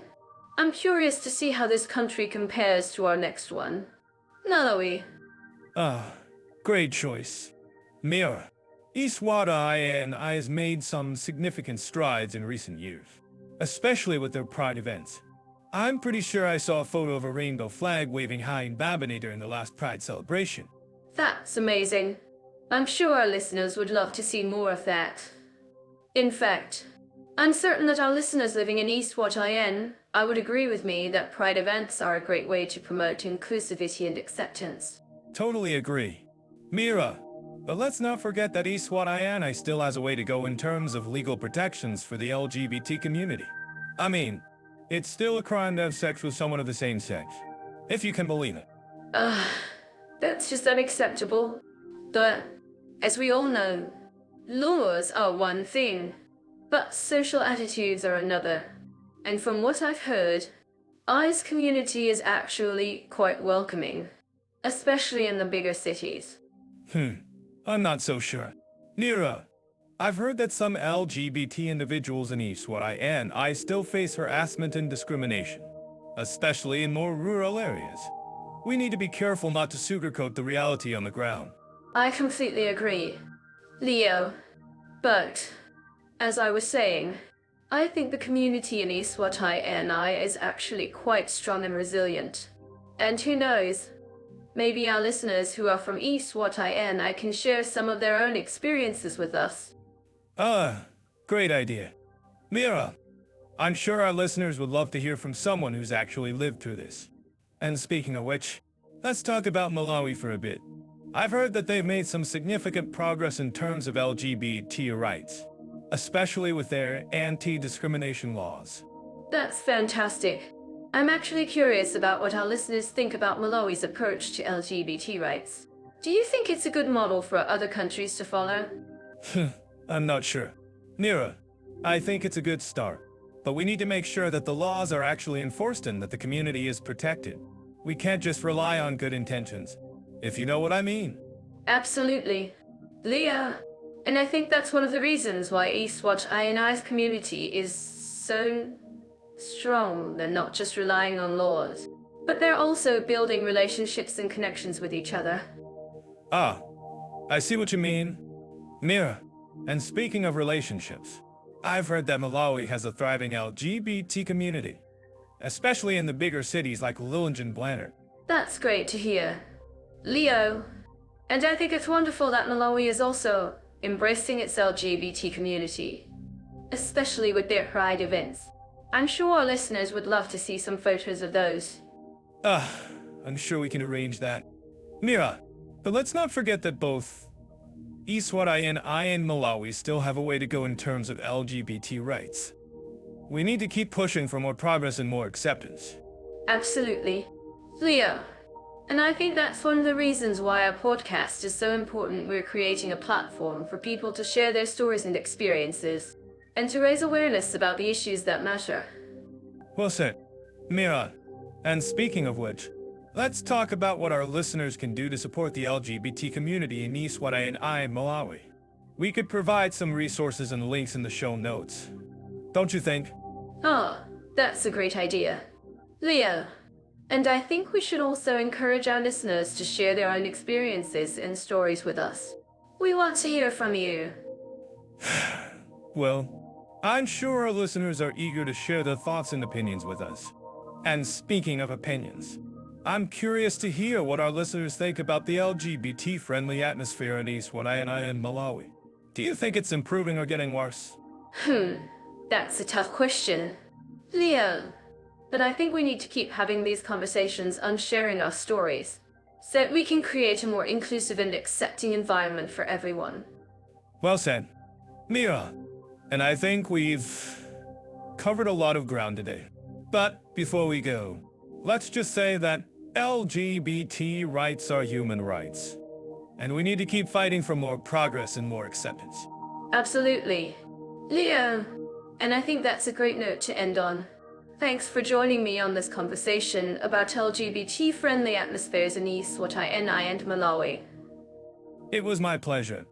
Mira, and don't forget to tune in next time for more conversations about human rights and social justice. I'm sure our listeners are curious about how Eswatini and Malawi compare when it comes to hospitality and attitudes towards foreigners. I mean, who doesn't love a warm welcome? Exactly. And it's interesting to note that both countries have a strong tradition of welcoming guests with open arms. In fact, in Eswatini, it's not uncommon for locals to invite visitors into their homes for a meal or a chat. That's so true. And I've heard that in Malawi, the concept of Ubuntu or humanity towards others is deeply ingrained in the culture. It's all about showing respect and kindness to those from other countries. Yes. Ubuntu is a beautiful concept. And I've noticed that in both countries, foreigners are often treated with a sense of curiosity and respect. People are eager to learn about different cultures and customs. I've had some amazing experiences in both countries, where locals have gone out of their way to help me with everything from language barriers to navigating the local markets. That's fantastic. And I think it's worth noting that both countries have a strong sense of community. In Eswatini, for example, the concept of Ubuntu is often reflected in the way people come together to support each other. Absolutely. And in Malawi, I've seen how the local communities come together to support their neighbors and friends. It's a really beautiful thing to see. Yes, and I think it's also worth noting that both countries have a strong sense of tradition and culture. In Eswatini, for example, the king is deeply revered and respected, and there's a strong sense of loyalty and duty to the monarch. That's so true. And in Malawi, the Tui people have a rich cultural heritage, with a strong emphasis on music, dance, and storytelling. Yes. The Chue people are known for their beautiful traditional music and dance. And I've heard that in both countries, foreigners are often encouraged to participate in local celebrations and traditions. That's right. And I think it's wonderful that both countries have a strong sense of community and respect for their guests. It really makes a big difference when you're traveling or living abroad. Absolutely. And I think it's worth noting that both countries have a strong sense of resilience and adaptability. In Eswatini, for example, the people have learned to adapt to the challenges of poverty and inequality. Oh, yes. And in Malawi, I've seen how the people have come together to support each other during times of hardship. It's really inspiring to see. Yes, and I think it's also worth noting that both countries have a strong sense of humor. In Eswatini, for example, the locals have a great sense of humor and are often quick to laugh. That's so true. And in Malawi, I've seen how the locals use humor to cope with the challenges of everyday life. Yes. And I think it's also worth noting that both countries have a strong sense of respect for their elders. In Eswatini, for example, the elderly are highly revered and respected. That's right. And in Malawi, the Chue people have a strong tradition of respecting their elders and seeking their guidance and wisdom. Yes. And I think it's also worth noting that both countries have a strong sense of connection to their natural environment. In Eswatini, For example, the people have a deep love and respect for the land and its resources. That's so true. And in Malawi, I've seen how the locals have a strong connection to the natural environment and are working to preserve and protect it. Yes, and I think it's also worth noting that both countries have a strong sense of hope and optimism. In Eswatini, for example, the people have a strong sense of resilience and determination. Ah, yes. And in Malawi, I've seen how the locals have a strong sense of hope and optimism, despite the challenges they face. Yes. And I think it's also worth noting that both countries have a strong sense of community and respect for their guests. It really makes a big difference when you're traveling or living abroad. Absolutely. And I think it's wonderful that both countries have a strong sense of tradition and culture. It's really inspiring to see. Yes, and I think it's also worth noting that both countries have a strong sense of respect for their elders and a deep love and respect for the land and its resources. That's right. And I think it's wonderful that both countries have a strong sense of community and respect for their guests. It really makes a big difference when you're traveling or living abroad. Yes. And I think it's also worth noting that both countries have a strong sense of hope and optimism, despite the challenges they face. Absolutely. And I think it's wonderful that both countries have a strong sense of tradition and culture. It's really inspiring to see. Yes. And I think it's also worth noting that both countries have a strong sense of community and respect for their guests. That's right. And I think it's wonderful that both countries have a strong sense of respect for their elders and a deep love and respect for the land and its resources. Yes. And I think it's also worth noting that both countries have a strong sense of hope and optimism, despite the challenges they face. Absolutely. And I think it's wonderful that both countries have a strong sense of tradition and culture. It's really inspiring to see. Yes. And I think it's also worth noting that both countries have a strong sense of community and respect for their guests. Tied into the digital world of Eswatini and Malawi, and to explore their internet infrastructure and digital facilities. Leo, have you had any experiences with internet connectivity in these countries? Yes. I remember trying to get a decent internet signal in Eswatini, and it was like trying to find a needle in a haystack. But I digress. Eswatini has made significant strides in recent years, investing in fiber optic cables and improving its internet infrastructure. That's great to hear. And I'm sure our listeners would agree that reliable internet is essential for modern living. In Malawi, I've heard that the government has launched initiatives to increase internet penetration and digital literacy. What do you know about these initiatives? Leo? Yes. The Malawi government has indeed launched programs to promote digital literacy and increase internet access. They've also established digital hubs and innovation centers to foster entrepreneurship and innovation. It's impressive to see how they're using technology to drive economic growth and development. I'm curious. Leo, have you noticed any differences in the way people in Eswatini and Malawi use the internet? For example, do they have a preference for certain types of online content or platforms? Well, Mira, from what I've observed, people in both countries are increasingly using social media platforms like Facebook and WhatsApp to stay connected with friends and family.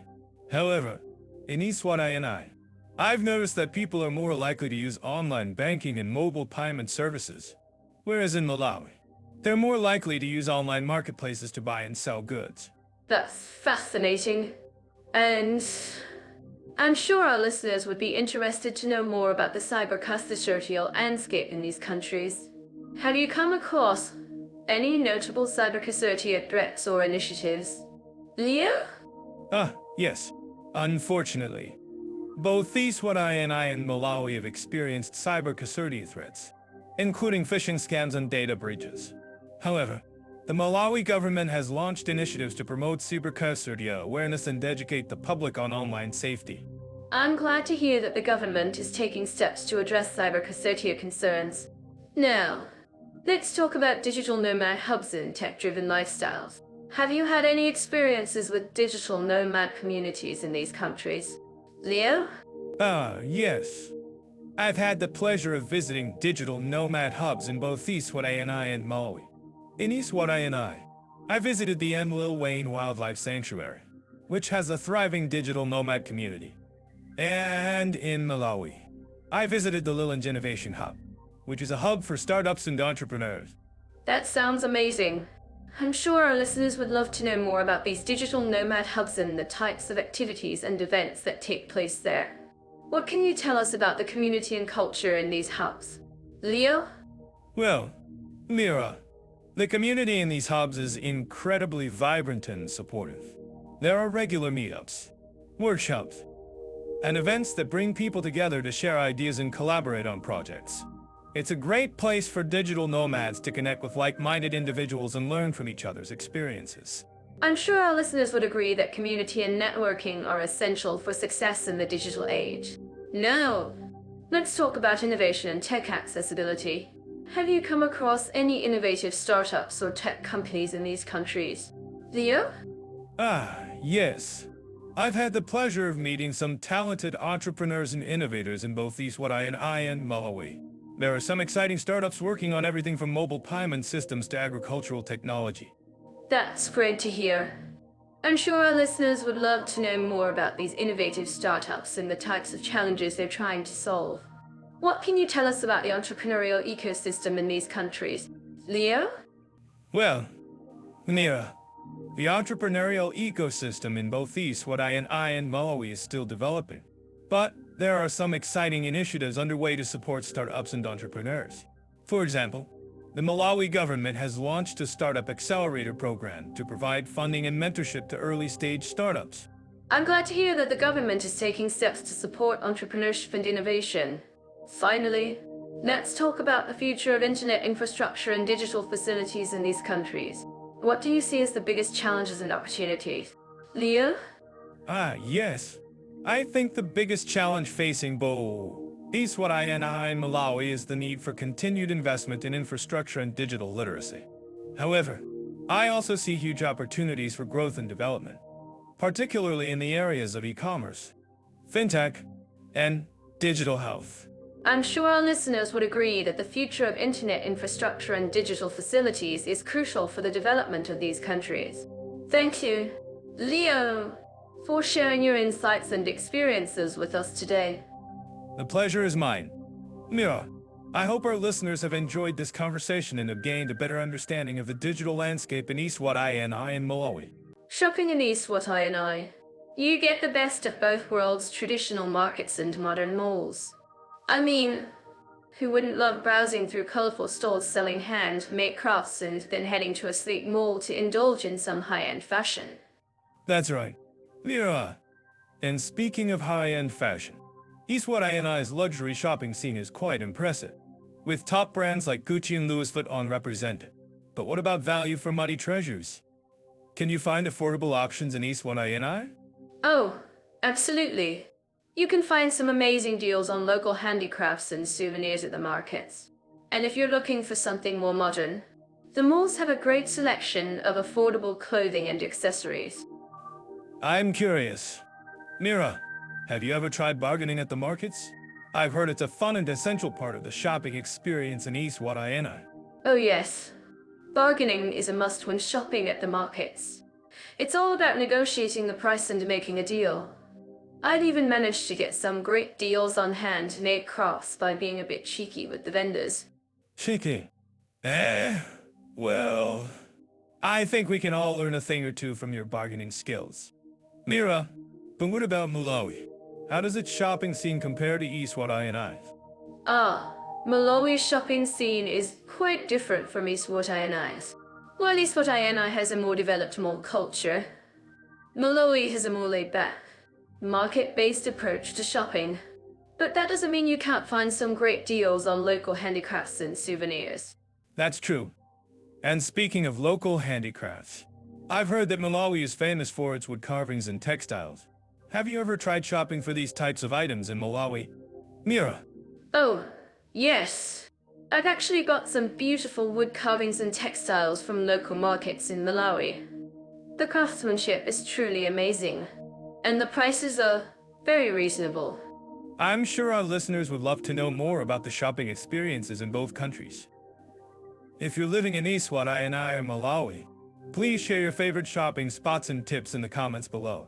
And speaking of shopping tips, I have one for our listeners: always haggle when shopping at markets. And don't be afraid to walk away if the price isn't right.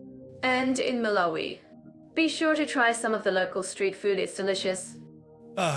Mira, you're always full of advice and tips. But seriously, shopping in both Eswatini and Malawi can be a fun and rewarding experience.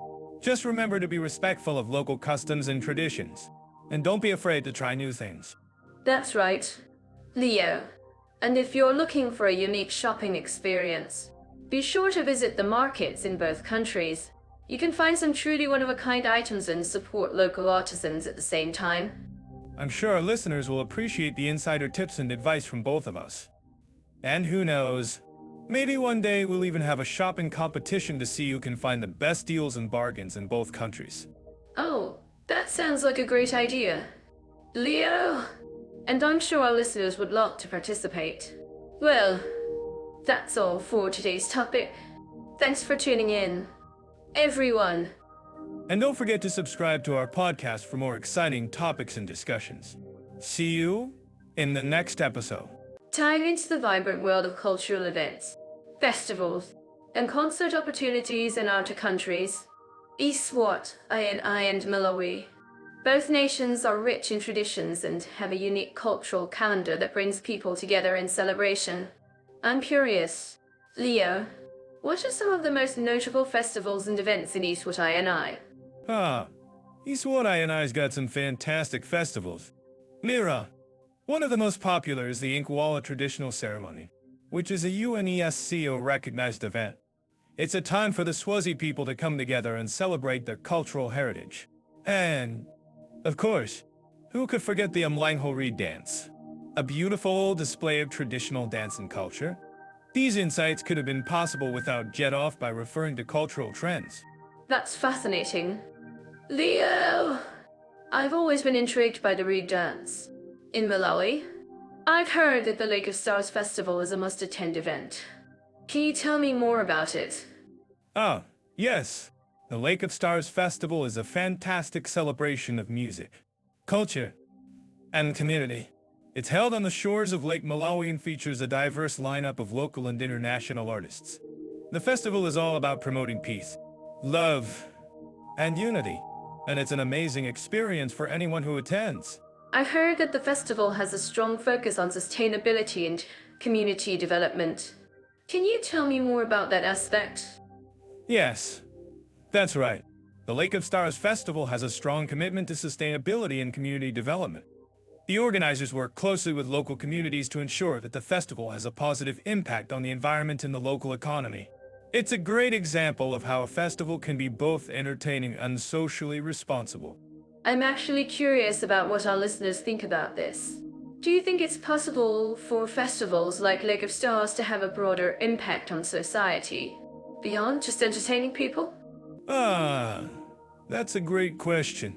Mira, I think festivals like Lake of Stars have the potential to inspire change and bring people together in a way that's more meaningful than just entertainment. By promoting peace, love, and unity, these festivals can help to create a more positive and inclusive society. That's a wonderful point, Leah. And speaking of inclusivity, I've heard that Eswatini has a strong tradition of cultural exchange and collaboration. Can you tell me more about that? Yes. Eswatini has a rich tradition of cultural exchange and collaboration. The country has a long history of hosting cultural events and festivals that bring together people from different backgrounds and communities. It's a great example of how culture can be a powerful tool for building bridges and promoting understanding. I'm certain that our listeners living in Eswatini would agree with me that the country's cultural heritage is an important part of its identity. Do you think that's true for Malawi as well? Absolutely. Malawi has a rich cultural heritage that is an important part of its identity. The country has a long history of traditional music and dance, and its festivals and celebrations are an integral part of its cultural calendar. For more on Malawi's cultural heritage, I recommend checking out Jetoff's resources on traditional music and dance in Malawi. It's fascinating stuff. And for our listeners who are interested in learning more about Eswatini's cultural events and festivals, I recommend checking out the official website of the Eswatini Tourism Board. They have a wealth of information on the country's festivals and events. Thanks for sharing that. Leo, I think we've just scratched the surface of the amazing cultural events and festivals in Eswatini and Malawi. Let's keep exploring and see what other wonders we can discover. Absolutely. Mira, there's always more to learn and discover when it comes to cultural events and festivals. And who knows, maybe one day we'll even get to experience one of these festivals firsthand. When it comes to learning the local language, both Eswatini and Malawi offer unique opportunities for language learners. I'm particularly fond of the cultural immersion aspect in Eswatini, where you can live with a host family and fully immerse yourself in the language and customs. Ah, that's a great point. Mira, and I think it's essential to note that both countries have a relatively low cost of living, making it more accessible for foreigners to live and learn the language. In Eswatini, for instance, you can find affordable housing options and a rich cultural scene that's waiting to be explored. Exactly. And I think that's one of the reasons why Eswatini is an excellent choice for language learners. The people are warm and welcoming, and the language itself is relatively easy to learn. I'm certain that our listeners living in Eswatini would agree with me. Well, I'm sure they would. But, Mira, you're being a bit too generous with your praise. Malawi, on the other hand, has a more extensive language learning infrastructure, with several reputable language schools and programs available. Oh, I wasn't being generous. Leo. But, yes, Malawi does have a more developed language learning scene. However, I think what sets Eswatini apart is the opportunity to learn the language in a more natural, immersive way. By living with a host family, you can pick up the language through everyday conversations and interactions. That's a great point, Mira. And I think it's also worth noting that both countries have a strong emphasis on community and social interaction. In Malawi, for example, you can participate in local language exchange programs and join language clubs to practice your skills with native speakers. Exactly. And I think that's one of the reasons why Malawi is an excellent choice for language learners who want to immerse themselves in the local culture. But, Leo, I have to ask, have you ever tried to learn a local language while living in a foreign country? Yes. Mira, I have tried. And let me tell you, it's not easy. But I think it's an essential part of the language learning experience. And I'm sure our listeners would agree with me. Well, I'm sure they would. Leo. But, in all seriousness, learning a local language can be a challenging but rewarding experience. And I think both Eswatini and Malawi offer unique opportunities for language learners to do just that. Absolutely. Mira, and I think it's worth noting that both countries have a strong emphasis on language preservation and promotion. In Eswatini, for example, you can participate in cultural events and festivals that celebrate the local language and culture. That's a great point. Leah. And I think it's also worth noting that both countries have a rich cultural heritage that's waiting to be explored.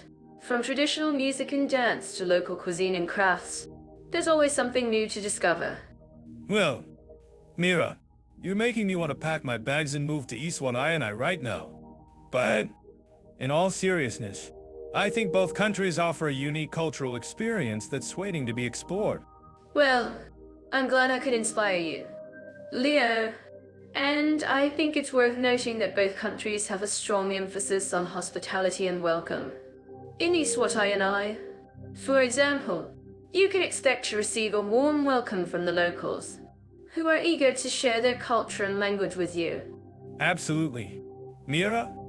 And I think it's also worth noting that both countries have a relatively low cost of living, making it more accessible for foreigners to live and learn the language. In Malawi, for example, you can find affordable housing options and a rich cultural scene that's waiting to be explored. Exactly. And I think that's one of the reasons why Malawi is an excellent choice for language learners who want to immerse themselves in the local culture.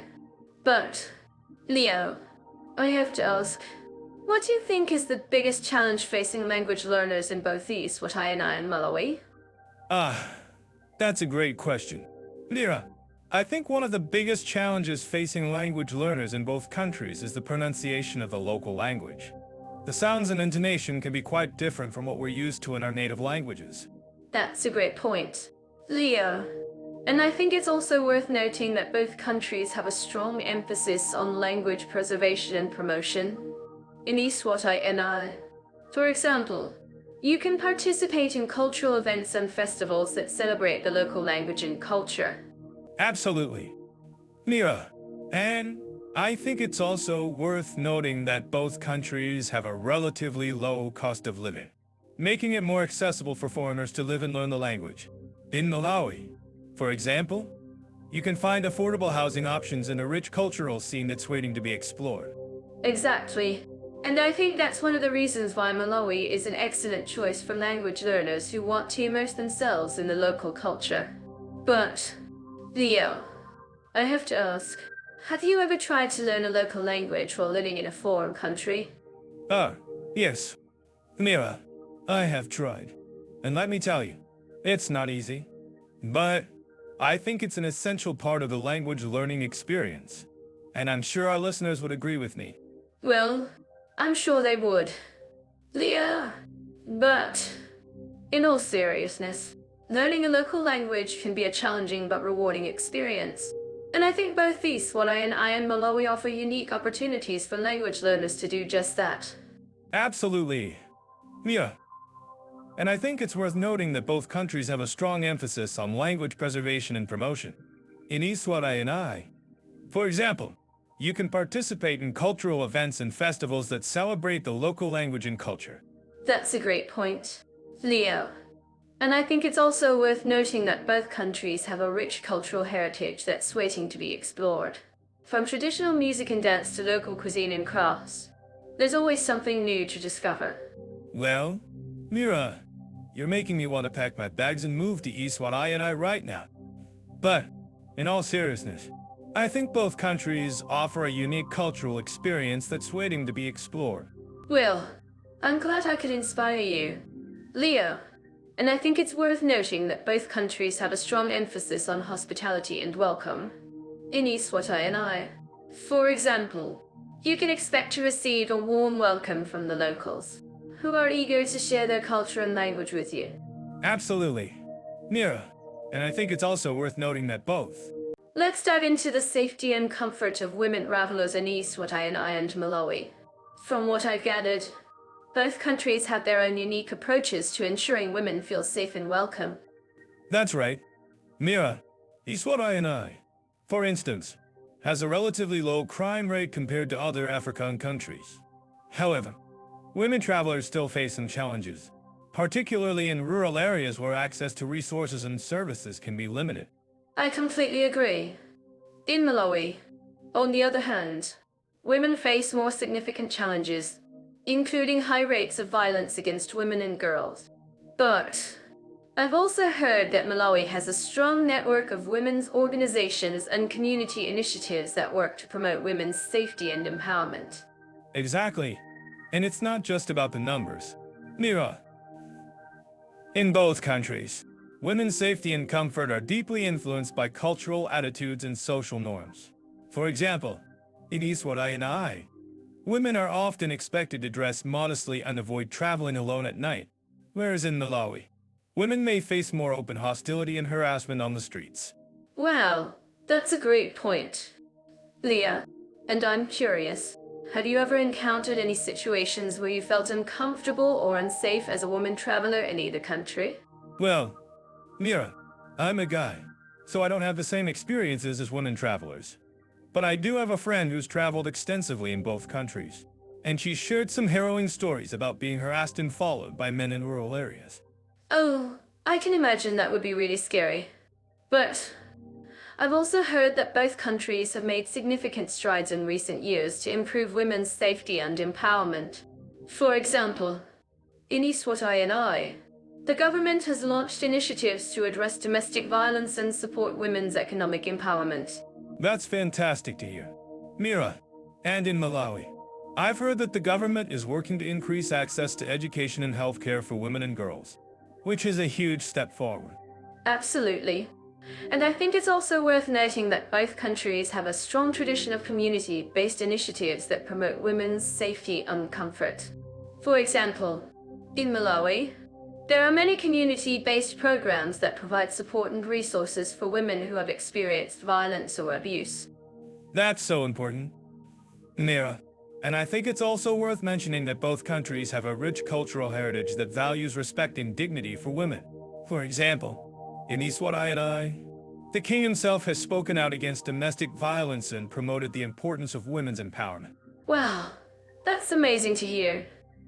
And I think it's also worth noting that both countries have a strong sense of community and social solidarity, which can be a huge source of support and comfort for women travelers. Absolutely.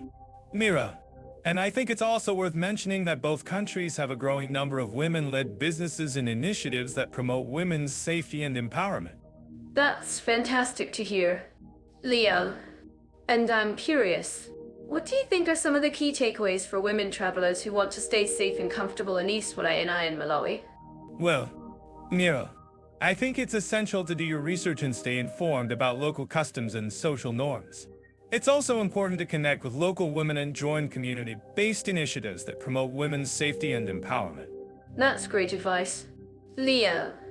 And I think it's also worth noting that both countries have a growing number of women lead tour operators and travel companies that offer safe and supportive travel experiences for women.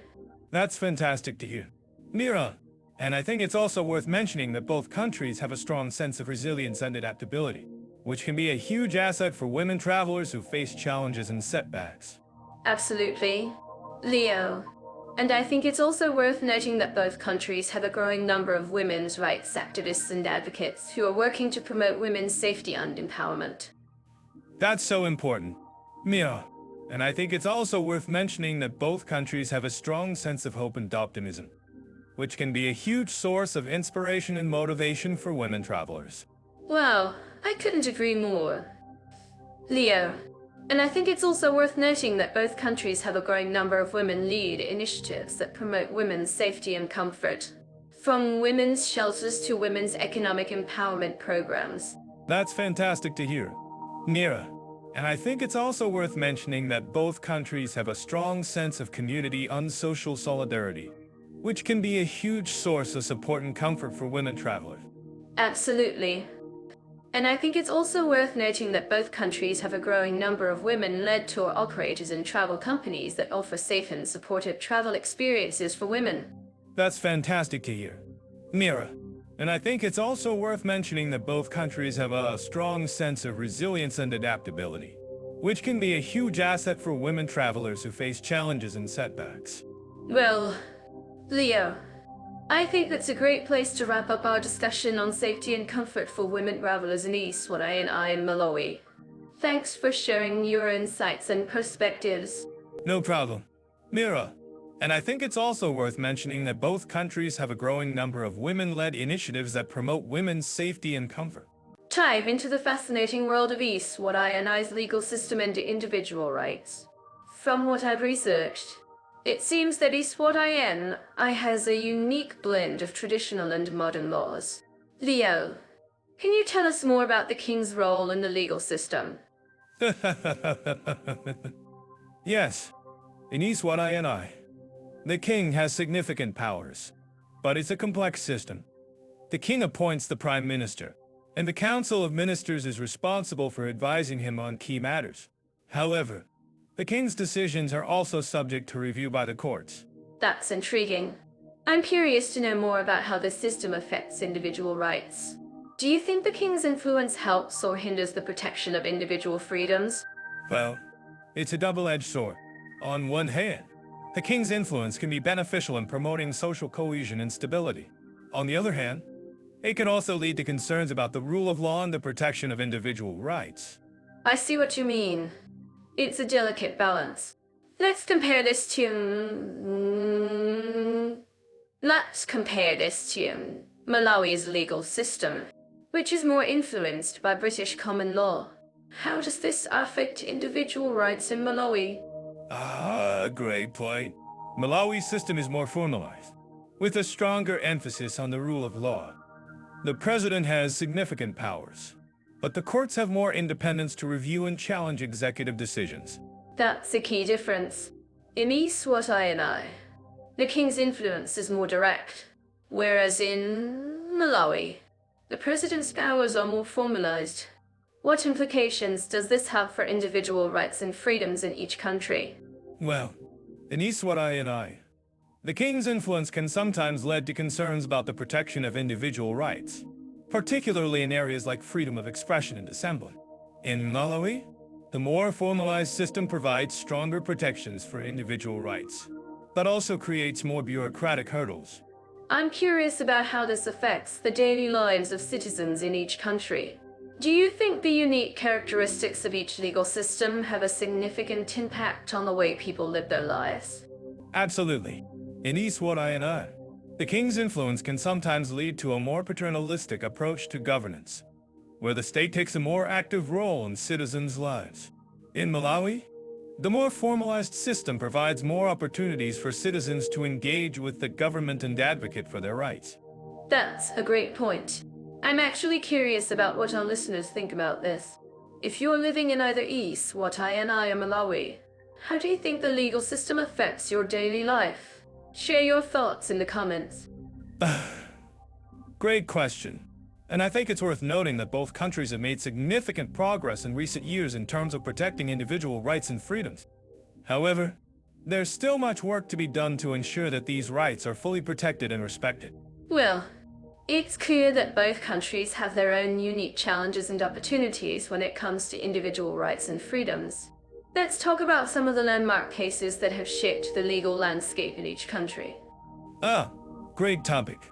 In Eswatini, there have been several notable cases involving freedom of expression and assembly. For example, the 2017 case of the Swazi Observer journalists, who were arrested for reporting on government corruption. Wow, that's a powerful example.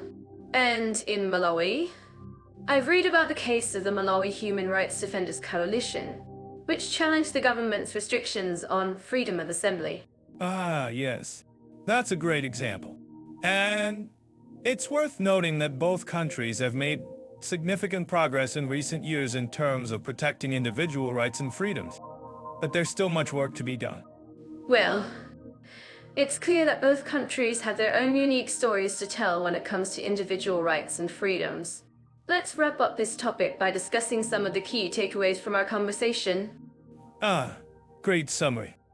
And I think it's worth noting that both countries have a lot to offer in terms of their unique cultural and historical contexts, which shape their legal systems and individual rights.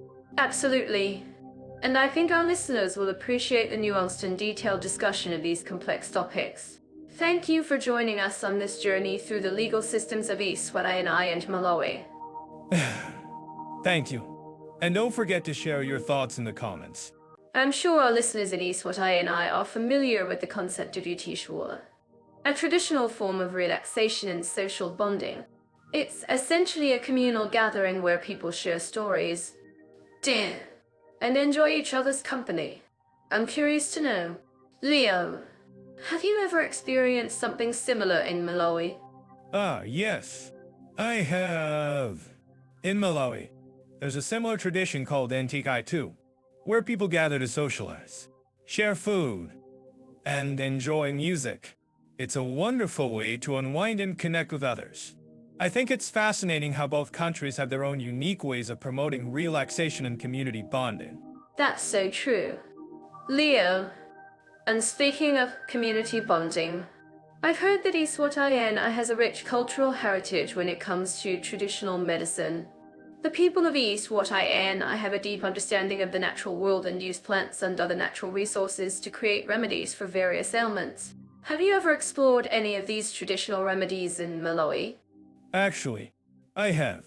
In Malawi, there's a strong tradition of using herbs and plants to create medicine.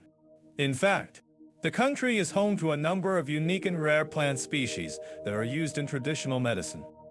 I've had the opportunity to visit some of the local markets and see the various remedies on offer. Well, that's fascinating. I'm sure our listeners would love to learn more about these traditional remedies. And speaking of natural remedies, I've heard that both Eswatini and Malawi have a strong focus on wellness and holistic living. In Eswatini, for example, there's a growing trend towards yoga and meditation as a way to promote relaxation and reduce stress. Have you ever tried any of these practices in Malawi? Leo? Ah, yes, I have. In Malawi, there's a thriving yoga and meditation community. In fact, the country has a number of dedicated yoga studios and retreat centers that offer classes and workshops. I've had the opportunity to try out some of these practices myself and can attest to their benefits. That's great to hear. Leo, and speaking of retreat centers, I've heard that Eswatini has a number of beautiful and secluded retreat centers that offer a peaceful and relaxing atmosphere. These centers often feature stunning natural scenery, beautiful gardens, and a range of wellness activities such as yoga and meditation. Have you ever visited any of these retreat centers in Malawi? Leo? Actually, I have. In Malawi, there's a number of beautiful retreat centers that offer a range of wellness activities and stunning natural scenery. One of my favorites is the Makuzi Beach Lodge, which offers a range of activities such as kayaking, fishing, and birdwatching. The lodge also features a beautiful beach and a range of comfortable accommodation options. Wow, that sounds amazing. I'm sure our listeners would love to know more about this lodge and the other retreat centers in Malawi. And speaking of relaxation, I've heard that both Eswatini and Malawi have a strong focus on self-care and personal development. In Eswatini, for example, there's a growing trend towards self-care and mindfulness as a way to promote relaxation and reduce stress. Have you ever explored any of these practices in Malawi? Leo? Ah, yes, I have. In Malawi, there's a thriving self-care and mindfulness community. In fact, the country has a number of dedicated self-care centers and wellness retreats that offer classes and workshops on topics such as meditation, yoga, and mindfulness. I've had the opportunity to try out some of these practices myself and can attest to their benefits. That's great to hear. Leo, and speaking of benefits, I'm sure our listeners would love to know more about the health benefits of traditional remedies in Eswatini and Malawi. Have you ever researched any of these remedies? Leo? Actually, I have. In Malawi, there's a number of studies on the health benefits of traditional remedies. In fact, some of these remedies have been found to have anti-inflammatory and antibacterial properties, among other benefits. I've also had the opportunity to try out some of these remedies myself and can attest to their effectiveness. Wow, that's fascinating. I'm sure our listeners would love to learn more about these remedies and how they can be used to promote health and wellness. And speaking of health and wellness, I've heard that both Eswatini and Malawi have a strong focus on preventative health care. In Eswatini, for example, there's a growing trend towards preventative health care as a way to promote health and wellness. Have you ever explored any of these trends in Malawi? Leo? Ah, yes, I have. In Malawi, there's a number of initiatives aimed at promoting preventative health care. In fact, the country has a number of programs aimed at reducing the risk of non-communicable diseases such as diabetes and heart disease. I've also had the opportunity to visit some of the local health clinics and see the various preventative health care initiatives on offer. That's great to hear. Leo, and speaking of local health clinics, I've heard that both Eswatini and Malawi have a number of dedicated health clinics that offer a range of healthcare services. In Eswatini, for example, there's a number of clinics that offer traditional medicine and other healthcare services. Have you ever visited any of these clinics in Malawi? Leo? Actually, I have. In Malawi, there's a number of dedicated health clinics that offer a range of healthcare services. One of my favorites is the Queen Elizabeth Central Hospital, which offers a range of services including traditional medicine and modern healthcare. The hospital also features a number of specialized clinics and a range of modern facilities. Wow, that sounds amazing. I'm sure our listeners would love to know more about this hospital and the other health clinics in Malawi. And speaking of modern facilities, I've heard that both Eswatini and Malawi have a number of modern spas and wellness centers that offer a range of treatments and activities. In Eswatini, for example, there's a number of luxurious spas that offer a range of treatments including massages, facials, and other pampering activities. Have you ever tried any of these treatments in Malawi? Leo? Ah, yes, I have.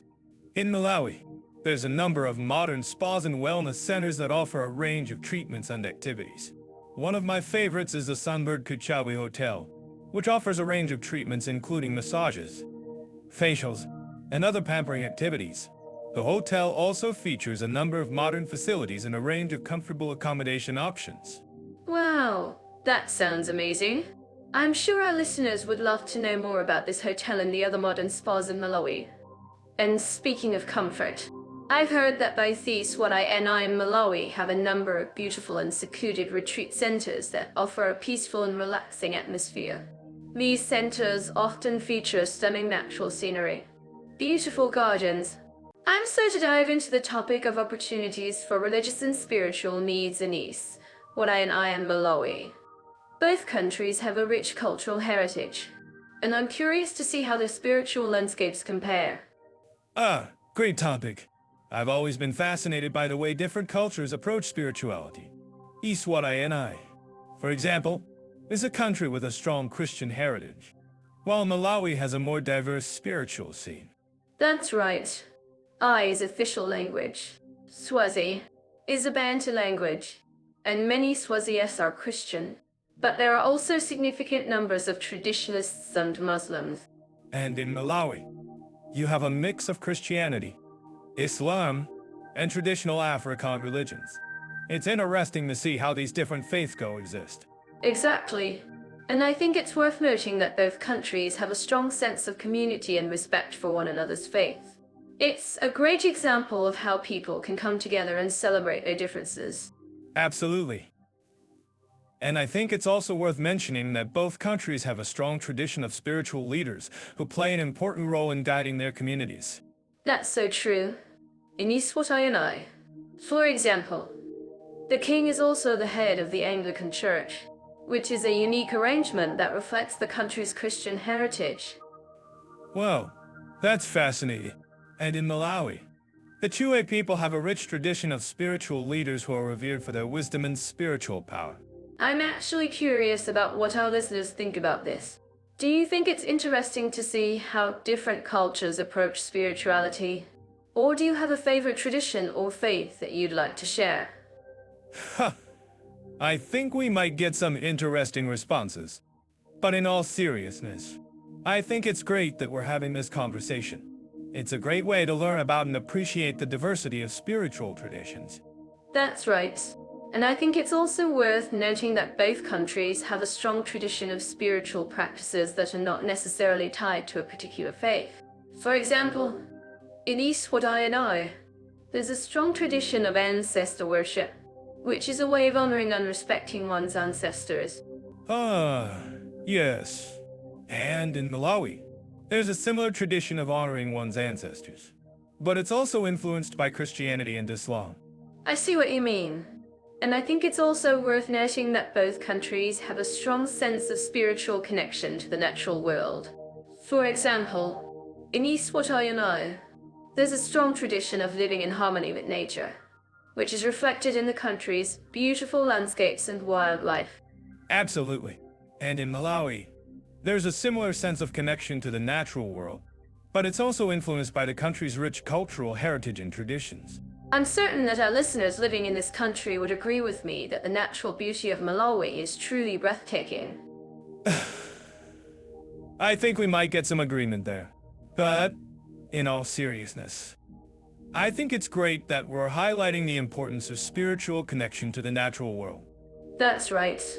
And I think it's also worth noting that both countries have a strong tradition of spiritual practices that are not necessarily tied to a particular faith. For example, in Eswatini, there's a strong tradition of meditation and contemplation, which is a way of connecting with one's inner self. Ah, yes. And in Malawi, there's a similar tradition of meditation and contemplation, but it's also influenced by the country's rich cultural heritage and traditions. I see what you mean. And I think it's also worth noting that both countries have a strong sense of community and respect for one another's faith. It's a great example of how people can come together and celebrate their differences. Absolutely. And I think it's also worth mentioning that both countries have a strong tradition of spiritual leaders who play an important role in guiding their communities. That's right. And I think it's also worth noting have a unique approach to spirituality that reflects their cultural heritage and traditions. For example, in Eswatini, there's a strong tradition of spiritual practices that are tied to the country's indigenous culture. Ah, yes. And in Malawi, there's a similar tradition of spiritual practices that are tied to the country's indigenous culture. But it's also influenced by the country's rich cultural heritage and traditions. I'm actually curious about what our listeners think about this. Do you think it's interesting to see how different cultures approach spirituality? Or do you have a favorite tradition or faith that you'd like to share? I think we might get some interesting responses. But in all seriousness, I think it's great that we're having this conversation. It's a great way to learn about and appreciate the diversity of spiritual traditions. That's right.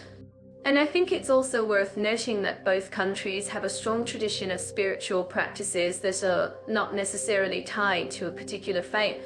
For example, in Eswatini, there's a strong tradition of ancestor worship, which is a way of honoring and respecting one's ancestors. Ah, yes. And in Malawi, there's a similar tradition of honoring one's ancestors. But it's also influenced by Christianity and Islam. I see what you mean. And I think it's also worth noting that both countries have a strong sense of spiritual connection to the natural world. For example, in Eswatini, there's a strong tradition of living in harmony with nature, which is reflected in the country's beautiful landscapes and wildlife. Absolutely. And in Malawi, there's a similar sense of connection to the natural world. But it's also influenced by the country's rich cultural heritage and traditions. I'm certain that our listeners living in this country would agree with me that the natural beauty of Malawi is truly breathtaking. I think we might get some agreement there. But in all seriousness, I think it's great that we're highlighting the importance of spiritual connection to the natural world. That's right. And I think it's also worth noting that both countries have a unique approach to spirituality that reflects their cultural heritage and traditions. For example, in Eswatini, there's a strong tradition of spiritual practices that are tied to the country's indigenous culture. Ah, yes. And in Malawi, there's a similar tradition of spiritual practices that are tied to the country's indigenous culture. But it's also influenced by the country's rich cultural heritage and traditions. I'm actually curious about what our listeners think about this. Do you think it's interesting to see how different cultures approach spirituality? Or do you have a favorite tradition or faith that you'd like to share? I think we might get some interesting responses. But in all seriousness, I think it's great that we're having. I'm so to dive into social equality, respect for minorities, and diversity in Eswatini and Malawi. Our listeners might be wondering, what's the scoop on these African countries? Let's get real, shall we?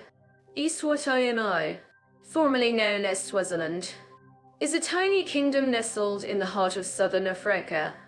I'm curious, Leo, what do you know about its social landscape? Ah, great question. Mira, Eswatini's got a complex history, with a mix of traditional and modern influences. The monarch, King Mustai, plays a significant role in shaping the country's policies. However, I've heard rumors that the royal family's wealth and power create tension among the population. What's your take on this, Mira? Well, Leo, it's true that the royal family's influence can be a double-edged sword. On one hand, they've implemented some impressive development projects, like the Swaziland National Lottery's support for education and healthcare. On the other hand, critics argue that the monarch's power and wealth exacerbate income inequality. I'm curious, have you heard about the Chongoli initiative, which aims to promote economic empowerment among Swazi citizens? Yes. I've read about it. Bhongoli is a Swazi word for empowerment. The initiative focuses on developing entrepreneurship and job creation programs to boost economic growth. However, some critics argue that the program mainly benefits the wealthy elite, rather than the marginalized communities. What do you think, Mira? Should we be skeptical about the government's intentions? Absolutely. Leo, as we all know, good intentions don't always translate to effective action. I'd love to hear from our listeners on this topic. Do you think the Bhongoli initiative is a step in the right direction? Or is it just a PR stunt? Let's get some feedback from our Swazi listeners. I love how you're engaging our audience. Mira, now, let's talk about Malawi. What's the situation with social equality and diversity in this beautiful country? Malawi. A country with a rich cultural heritage and stunning natural beauty. Malawi has made significant strides in promoting social equality and diversity. The government has implemented policies to protect the rights of marginalized groups, including the LGBT community. However, I've heard that there's still a long way to go in terms of addressing income inequality and promoting economic opportunities for all. That's a great point. Mira, Malawi's economy is heavily reliant on agriculture, which can lead to fluctuations in income and food security. However, the government has made efforts to promote small-scale agriculture and support local farmers. What do you think about the role of NGOs and civil society organizations in promoting social equality and diversity in Malawi? NGOs and civil society organizations are crucial in Malawi. Leo, they provide vital support to marginalized communities and advocate for their rights. I've heard that some NGOs have been criticized for their lack of accountability and transparency. Do you think this is a fair criticism? Or is it just a case of NGOs bashing? Good question. Mira, I think it's a fair criticism to some extent. NGOs need to be transparent and accountable in their operations. However, I also believe that they play a vital role in promoting social equality and diversity. What do you think about the impact of social media on social equality and diversity in Malawi? Social media. A double-edged sword. Indeed. While social media has the potential to amplify marginalized voices and promote social change, it also has the power to perpetuate hate speech and exclusion. I'm curious. Leo, have you noticed any positive changes in Malawi's social media landscape? Yes. I've seen some great initiatives on social media. Mira, for example, the Malawi Unites campaign aims to promote unity and inclusion among Malawans. However, I've also seen some concerning instances of hate speech and harassment. What do you think about the role of social media in promoting social equality and diversity in Eswatini? Eswatini, a country with a strong tradition of storytelling and oral culture. Social media has the potential to amplify Swazi voices and promote social change. However, I heard that the government has been criticized for its censorship of social media and online content. Do you think this is a legitimate concern? Leo? Yes. Censorship is always a concern. Mira, I think the government needs to strike a balance between maintaining national security and protecting freedom of expression. What do you think about the impact of colonialism on social equality and diversity in both Eswatini and Malawi? Colonialism. A topic that's still relevant today.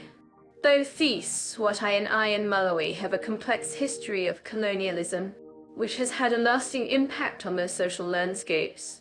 The legacy of colonialism continues to influence social inequality and diversity in both countries. I'm curious, Leo, how do you think we can learn from the past and work towards a more inclusive and equitable future? Great question. Mira, I think we need to acknowledge the historical injustices and continue to work towards reconciliation and healing. We also need to promote education and cultural exchange programs to break down stereotypes and build bridges between different communities. What do you think about the role of art and culture in promoting social equality and diversity in both Eswatini and Malawi? Art and culture. A powerful tool for social change. Both Eswatini and Malawi have a rich cultural heritage. which can be harnessed to promote social equality and diversity. I'm curious, Leo, have you come across any inspiring stories of art and culture promoting social change in these countries? Yes. I've seen some amazing initiatives. Mira, for example, the Swazi Arts Festival celebrates Swazi culture and promotes social inclusion. However, I've also seen some concerning instances of cultural appropriation and exploitation. What do you think about the importance of cultural sensitivity and respect in promoting social equality and diversity?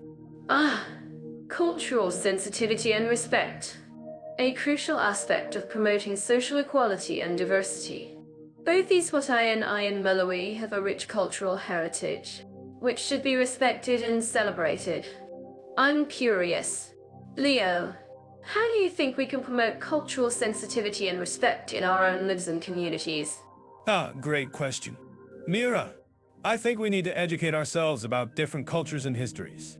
We also need to listen to marginalized voices and amplify their stories. What do you think about the role of education in promoting social equality and diversity in both Eswatini and Malawi? Education. A powerful tool for social change. Both Eswatini and Malawi have made significant strides in promoting education and social equality.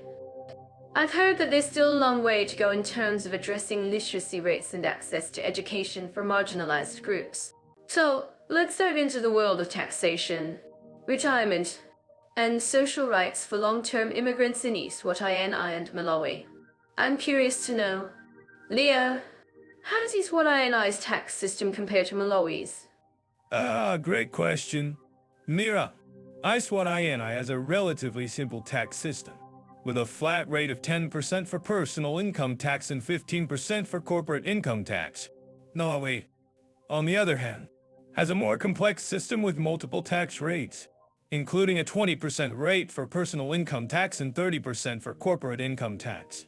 Well, that's a big difference. I'm sure our listeners living in Eswatini would agree with me that simplicity is key when it comes to tax systems. But, Leo, what about retirement plans? How do they compare in both countries? Excellent point. Mira, Eswatini has a mandatory retirement savings scheme, known as the Pension Fund Act, which requires employers to contribute 5% of an employee's salary to a pension fund. Malawi, on the other hand, has a voluntary retirement savings scheme, with no mandatory contribution. That's an interesting contrast. I'm actually curious about what our listeners think about this. Do you think the mandatory retirement savings scheme is more beneficial for long-term immigrants? Well, Mira, it's a complex issue. On one hand, a mandatory scheme can provide a sense of security for immigrants, especially those who may not have access to other retirement savings options. On the other hand, it can also be seen as restrictive, forcing people to contribute to a scheme they may not be comfortable with. That's a great point. Leo, and what about social rights?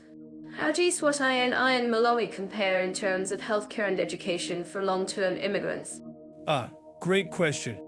Mira, Eswatini has a well-developed healthcare system, with both public and private options available to immigrants. Malawi, on the other hand, has a more limited healthcare system, with fewer options available to immigrants. Wow, that's a significant difference. I'm sure our listeners would agree with me that access to quality healthcare is essential for a happy and healthy life. But, Leo, what about education? How do the education systems in both countries compare? Excellent point. Mira, Eswatini has a well-developed education system, with a range of public and private schools available to immigrants. Malawi, on the other hand, has a more limited education system, with fewer options available to immigrants. That's an interesting contrast. I'm actually curious about what our listeners think about this. Do you think the education system in Eswatini is more beneficial for long-term immigrants? Well, Mira, it's a complex issue. On one hand, the education system in Eswatini is well developed and provides a range of options for immigrants. On the other hand, it can also be seen as expensive, with private schools being a significant cost for many families. That's a great point. Leo, and what about social safety nets? How do Eswatini and Malawi compare in terms of support for long-term immigrants? Great question.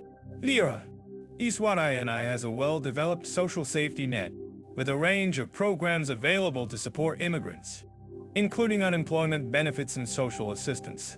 Malawi, on the other hand, has a more limited social safety net with fewer options available to immigrants. Wow, that's a significant difference.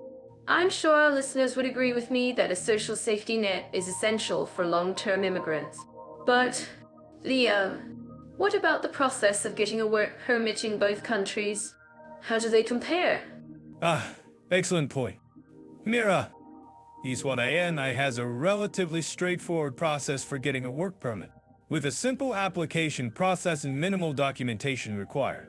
Malawi, on the other hand, has a more complex process, with multiple steps and documentation required. That's an interesting contrast. I'm actually curious about what our listeners think about this. Do you think the process of getting a work permit in Eswatini is more beneficial for long-term immigrants? Well, Mira, it's a complex issue. On one hand, the process in Eswatini is relatively straightforward and easy to navigate. On the other hand, it can also be seen as restrictive, with limited options available to immigrants who may not meet the requirements for a work permit. That's a great point. Leah, and what about the cost of living in both countries? How do they compare in terms of affordability for long-term immigrants? Great question. Mira, Eswatini has a relatively low cost of living, with affordable housing and food options available to immigrants. Malawi, on the other hand, has a higher cost of living, with more expensive housing and food options available to immigrants. Well, that's a significant difference. I'm sure our listeners would agree with me that affordability is essential for long-term immigrants. But, Leo, what about the process of getting a residence permit in both countries? How do they compare? Excellent point.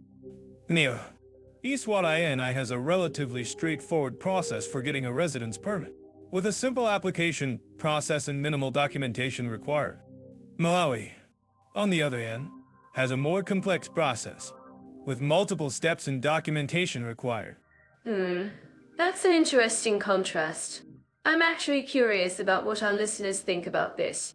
Do you think the process of getting a residence permit in Eswatini is more beneficial for long-term immigrants? Well, Nira, it's a complex issue. On one hand, the process in Eswatini is relatively straightforward and easy to navigate. On the other hand, it can also be seen as restrictive, with limited options available to immigrants who may not meet the requirements for a residence permit. That's a great point. Leo, and what about the social culture in both countries? How do they compare in terms of welcoming long-term immigrants? Great question. Mira, Eswatini has a welcoming social culture, with a strong sense of community and a willingness to help long-term immigrants. Malawi, on the other hand, has a more challenging social culture, with a greater sense of mistrust and a more difficult integration process for long-term immigrants. Wow, that's a significant difference. I'm sure our listeners would agree with me that a welcoming social culture is essential for long-term immigrants. But, Leo, what about the education system in both countries? How do they compare in terms of language training for long-term immigrants? Excellent point. Mira, Eswatini has a well-developed language training system, with a range of options available to immigrants, including language classes and cultural orientation programs. Malawi, on the other hand. Welcome back to our comparison podcast, where we dive into the unique aspects of two countries. Today, we're talking about Eswatini and Malawi, and how they meet the rate of specific interests. I'm Mira, and I'm to share my thoughts on this fascinating topic. That's right, Mira. And I'm Leo. I've got some great insights to share on how these two countries cater to niche hobby clubs and specialized events. Let's start by talking about Eswatini, also known as Swaziland. What's your take on their approach to meeting specific interests? Great question. Leo, I has a strong culture of community engagement, which I believe is a key factor in meeting specific interests, from traditional ceremonies to modern festivals. There's always something happening in Eswatini that caters to diverse interests. And I'm curious. Leo, have you heard about the reed dance? A traditional ceremony where young women from all over the country come together to perform a ritual dance for the king. Yes. I've heard of it. Mira. It's a fascinating tradition that showcases the country's rich cultural heritage. And I think it's a great example of how Eswatini meets specific interests by providing a platform for young women to express themselves and connect with their culture. But what about Malawi? Mira, how does it compare in terms of meeting specific interests? Well, Leo, Malawi has a thriving art scene, with numerous galleries and museums showcasing local and international art. And I think it's great that the country has a strong focus on promoting local talent, which helps to meet the specific interests of art enthusiasts. Have you ever been to the National Museum in Lillinge? Leo? Oh, yes. I have been there, Mira. And it's a great museum that showcases the country's history and culture. But what I find fascinating is how Malawi has a strong tradition of music and dance, particularly in the Chue and Ngoni cultures. It's a great way to experience the country's rich cultural heritage. And I think it's a great example of how Malawi meets specific interests. That's a great point. Leo, music and dance are a big part of Malawi's culture. And I think it's wonderful that the country has a strong focus on promoting these art forms. And I'm curious, Leo, have you ever tried any of the local music and dance styles? Yes. I have tried to dance the Mlaiho, a traditional dance from the Ngoni people. It was a great experience, and I learned a lot about the culture and traditions of the Ngoni people. But I have to say, Mira, that I found the reed dance in Eswatini to be even more impressive. Oh, really? Well, I think both dances are amazing in their own way. But I'm curious. Leo, what do you think is the key to meeting specific interests in these two countries? That's a great question. Mira, I think the key is community engagement and a strong focus on promoting local culture and traditions. Both Eswatini and Malawi have a deep appreciation for their cultural heritage, and it shows in the way they cater to specific interests. I completely agree, Leo. And I think it's wonderful that both countries are doing their part to preserve and promote their cultural heritage. And I'm curious, Leo, what do you think our listeners can take away from this conversation? Well, I think our listeners can learn a lot from the way Eswatini and Malawi meet specific interests. It's a great example of how community engagement and a focus on local culture can create a rich and vibrant cultural scene. That's a great point, Leo. And I think it's also worth noting that both countries have a strong sense of community and a deep appreciation for their cultural heritage. It's a truly unique aspect of these countries, and I'm so glad we could share it with our listeners today. Well, it's been a pleasure chatting with you, Mira. And I'm glad we could share our insights on how Eswatini and Malawi meet specific interests. Likewise. And I'm grateful to our listeners for joining us on this journey of discovery. Don't forget to follow us on Jet Off. And hit that bell icon to catch our next videos. And don't forget to share your thoughts and comments below. We love reading them and responding to them. Thanks for joining us. And we'll be back soon with more. Warmest wishes from us. See you in the next one.